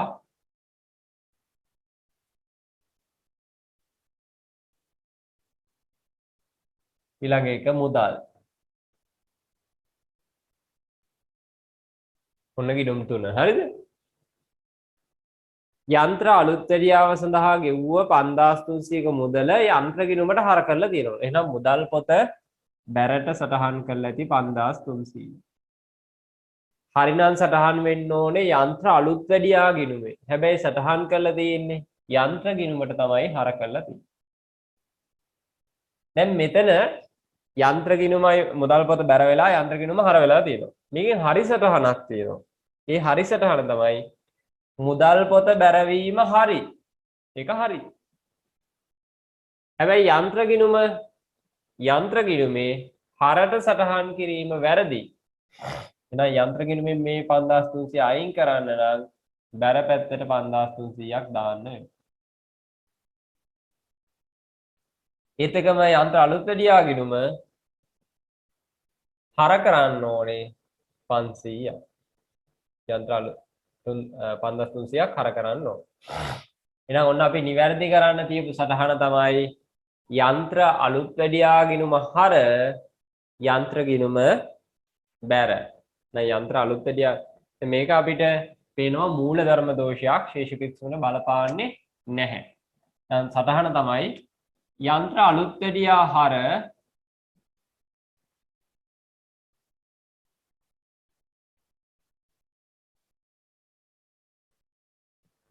පන්දාස් තුන්සීයයි යන්ත්‍ර ගිණුම බැර 5300. සංලක්ෂය යන්ත්‍ර අලුත්වැඩියා වියදම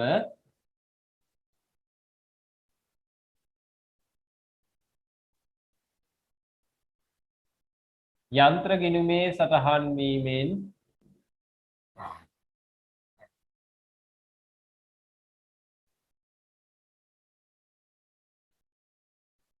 සිදු වූ වරද නිවැරදි කිරීම.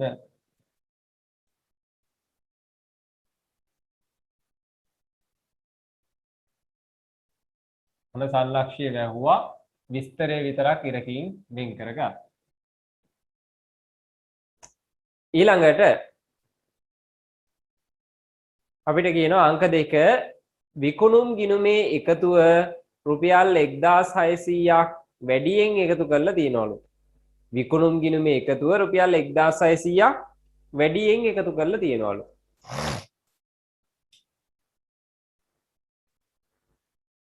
විකුණුම් ගිණුම රුපියල් 1600ක් වැඩිලු. එහෙනම් අපි ඒක නිවැරදි කරන්නේ කොහොමද?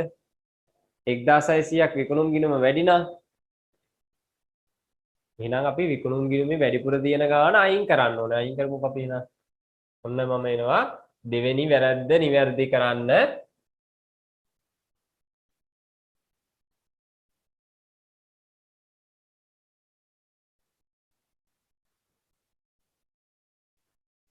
මං ගන්න ගිණුම තමයි විකුණුම් ගිණුම. විකුණුම් ගිණුමේ 1600ක් වැඩිලු. අපි දන්නවා විකුණුම් ගිණුම සාමාන්‍යයෙන් විකුණුම් ගිණුම් වල ඉන්නේ බැර ශේෂයක්. එතකොට අපි දන්නවා විකුණුම් කියලා කියන්නේ ආදායමක්. එහෙනම් 1600ක් වැඩිලු. එහෙනම් ඒ 1600 වැඩි 1600 අයින් කරගන්න. දැන් එයාගේ බැර පැත්තේ 1600ක් වැඩි.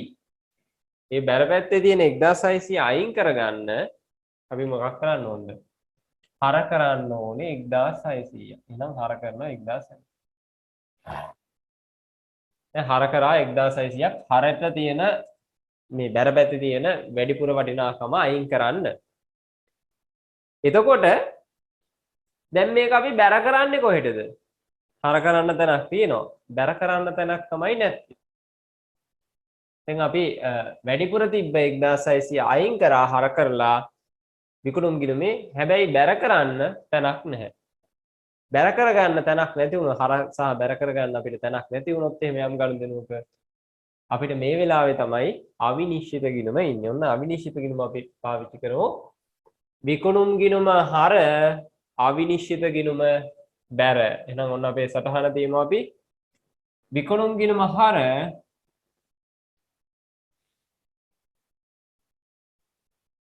එක්දාස් 600යි අවිනිශ්චිත බැර 1600.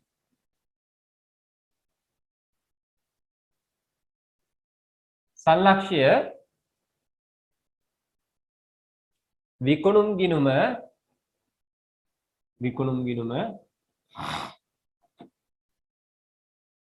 රුපියල් 1600ක් වැඩියෙන් සටහන් කර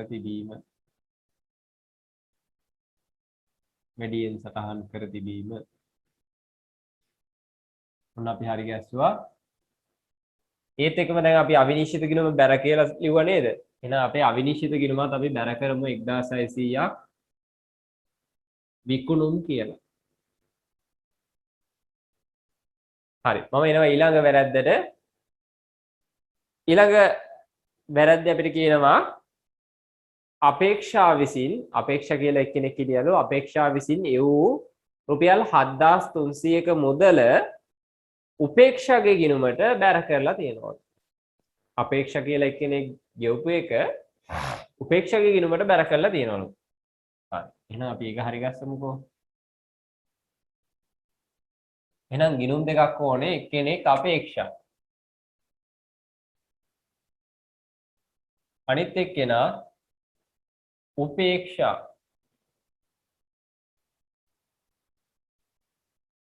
දැන් මේ සල්ලි එවල තියෙන්නේ කවුද? අපේක්ෂා. අපේක්ෂා එවල තියෙනවා 7300ක්. අපේක්ෂා සල්ලි එවුවනම් මුදල් පොත හර 7300යි. මුදල් පොත හර 7300යි. අපේක්ෂාගේ ගිණුම බැර 7300යි. හැබැයි අපේක්ෂාගේ ගිණුම බැර කරන වෙනුවට අපි බැර කරලා තියෙන්නේ උපේක්ෂාගේ ගිණුම. උපේක්ෂාගේ ගිණුම තමයි බැර කරලා තියෙන්නේ.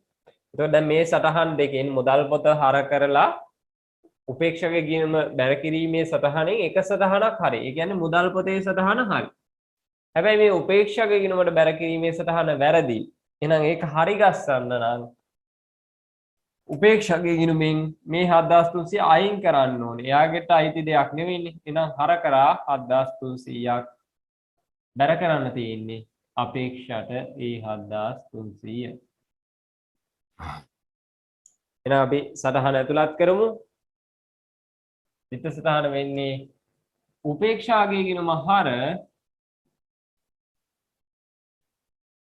උපේක්ෂාගේ ගිණුම හර 7300යි අපේක්ෂාගේ ගිණුම බැර 7300.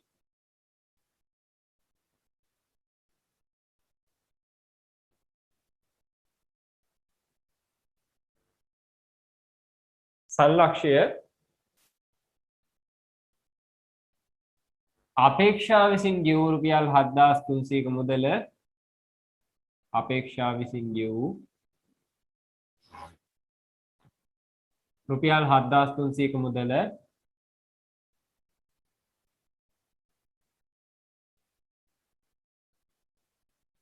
උපේක්ෂාගේ ගිණුමේ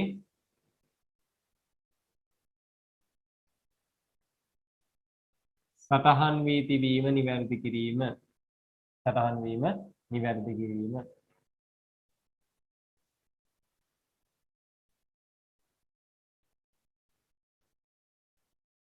හරි. එහෙනම් අපි එනවා ඊළඟ එකට.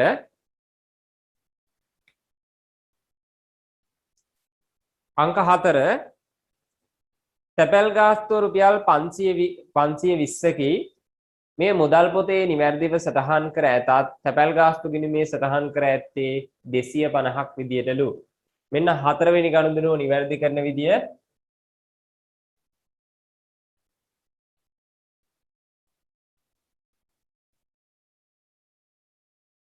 හතරවෙනි ගනුදෙනුව අපි නිවැරදි කරමු. තැපැල් ගාස්තුව 520යි. තැපැල් ගාස්තුව 520කි. හැබැයි ඒක සටහන් කරලා තියෙන්නේ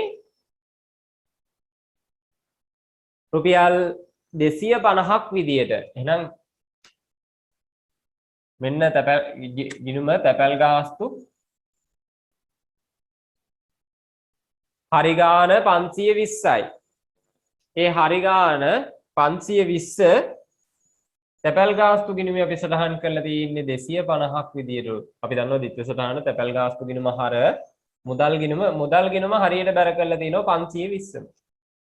එතකොට මුදල් පොත හරි තැපැල් ගාස්තු ගිණුමේ තමයි වැරද්ද තියෙන්නේ. ඒක තැපැල් ගාස්තු ගිණුමේ කීයක් වැරදිද? මේ වටිනාකම අඩුවෙන් සටහන් කරලා තියෙන්නේ. කීයක් අඩුවෙන්ද?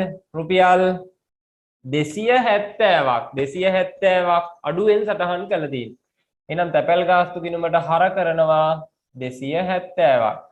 දැන් බැර කරන්න තැනක් නැහැ. එහෙම නැති වුණ ගමන් අපිට මතක් වෙන්නේ අවිනිශ්චිත. දැන් අපිට මුදල් පොත හරියටම සටහන් වෙලා තියෙනවා නම් ආයි මුදල් පොතට බැර කරන්න පුළුවන්ද? බැහැ. එහෙනම් අඩුපාඩුව තැපැල් ගාස්තු ගිණුමට දාලා වෙලා බැර කිරීමේ සටහන අපි අවිනිශ්චිත ගිණුමට සටහන් කරන්න ඕනේ. එහෙනම් සටහන තමයි තැපැල් ගාස්තු හර 270යි අවිනිශ්චිත බැර 270යි. අවිනිශ්චිත ගිණුම බැර 270යි. සංලක්ෂය තැපැල් ගාස්තු ගිණුමේ රුපියල් 270ක් අඩුවෙන් සටහන් කිරීම නිවැරදි කිරීම.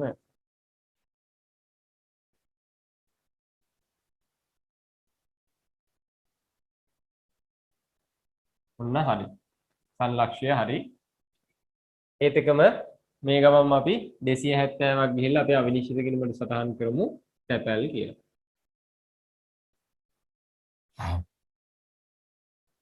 ඊළඟට අංක 5 රුපියල් 2000ක ගැනුම් ඉන්වොයිසියක් සම්පූර්ණයෙන්ම මගහැරෙනලු. සම්පූර්ණයෙන්ම මගහැරලාලු. ගැනුම් ඉන්වොයිස් එකක්. අපි දන්නවා ගැනුම් ඉන්වොයිසිය කියලා කියන්නේ ගැනුම් ජර්නල් එකට අදාළ මූලාශ්‍ර ලේඛනය. ගැනුම් ජර්නල් එකට. අපි දන්නවා ගැනුම් ජර්නල් එකේ සටහන් කරන්නේ වෙළඳ භාණ්ඩ ණයට ගැනුම්. වෙළඳ භාණ්ඩ ණයට ගැනුම්. එතකොට මෙන්න මේ ඉන්වොයිස් එක අපි මිස් කරගෙන තියෙනවා. අපි භාණ්ඩ ණයට අරගෙන තියෙනවා. මේ ඉන්වොයිස් එක අපි සටහන් කළා නැහැ. එහෙනම් මේ ඉන්වොයිස් එක අපි සටහන් කරන්නේ කොහොමද? සටහන් කරන්නේ සටහන් කිරීමේ ditth සටහන තමයි ගැනුම් ගිණුම හර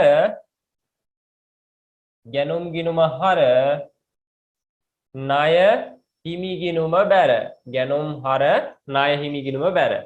නම් ගැනුම් ගිණුම හර කරමු රුපියල් 2000යි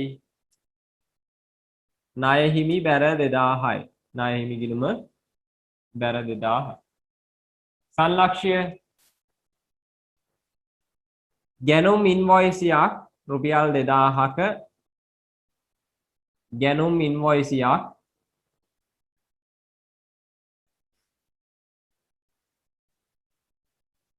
සම්පූර්ණයෙන්ම මගහැරී තිබීම.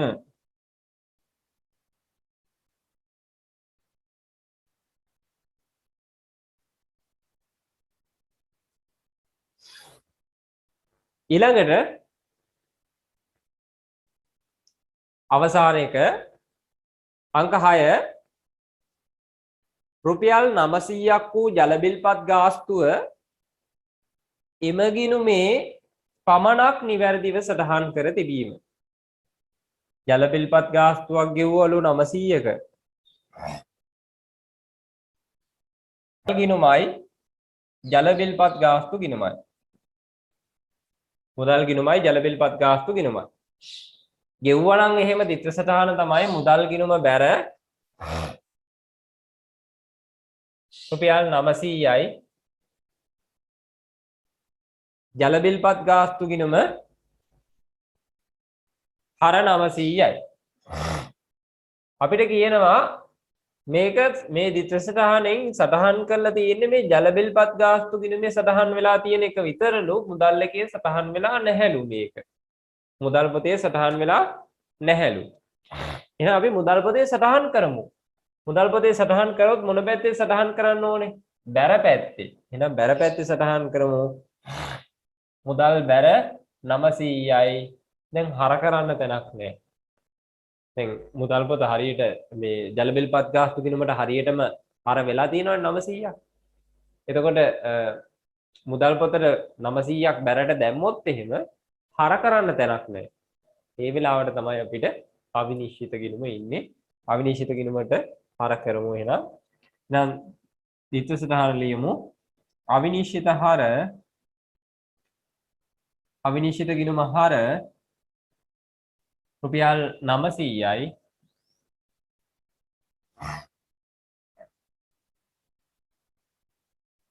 මුදල් ගිණුම බැර 900යි. සංලක්ෂය ජල බිල්පත් ගාස්තුව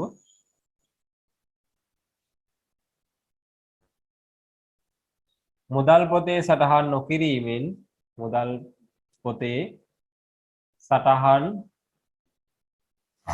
නොකිරීමෙන් සිදු වූ වරද නිවැරදි කිරීම.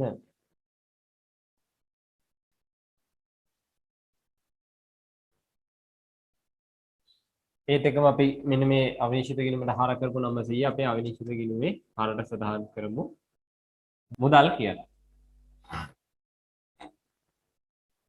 හරි. එතකොට අපි අභ්‍යාසංක 3 වෙනි අභ්‍යාසයත් කරා. අභ්‍යාසංක 3 සම්පූර්ණ කරගත්තා. දැන් අපි වැරදි ටික නිවැරදි කරායන් පස්සේ මම කිව්වා අවිනිශ්චිත ගිණුම මොනවා වෙන්න ඕනේ කියලාද? අවිනිශ්චිත ගිණුමේ දෙපැත්තම සමාන වෙන්න ඕනේ. දෙපැත්තම සමාන වෙලා ඉදිරියට ශේෂයක් යන විදියක් නෑ. ඉදිරියට ශේෂයක් යනවා නම් ඒ කියන්නේ තවත් වැරදි තියෙනවා කියන එක අදහස. එතකොට හර පැත්තේ 1870යි බැර පැත්තෙත් 1870යි අවිනිශ්චිත ගිණුම දෙපැත්තම සමාන වෙනවා. එහෙනම් අහෝසි වෙලා යනවා. හරි? නම් මාත්‍රයක ගිණුමක් බවට පත් වෙනවා. හරි? හරි. එහෙනම් අද කතා කරේ දරුවනේ අපි මේ වැරදි නිවැරදි කිරීමේ පාඩම අපි වැරදි ටික අඳුරගත්තා.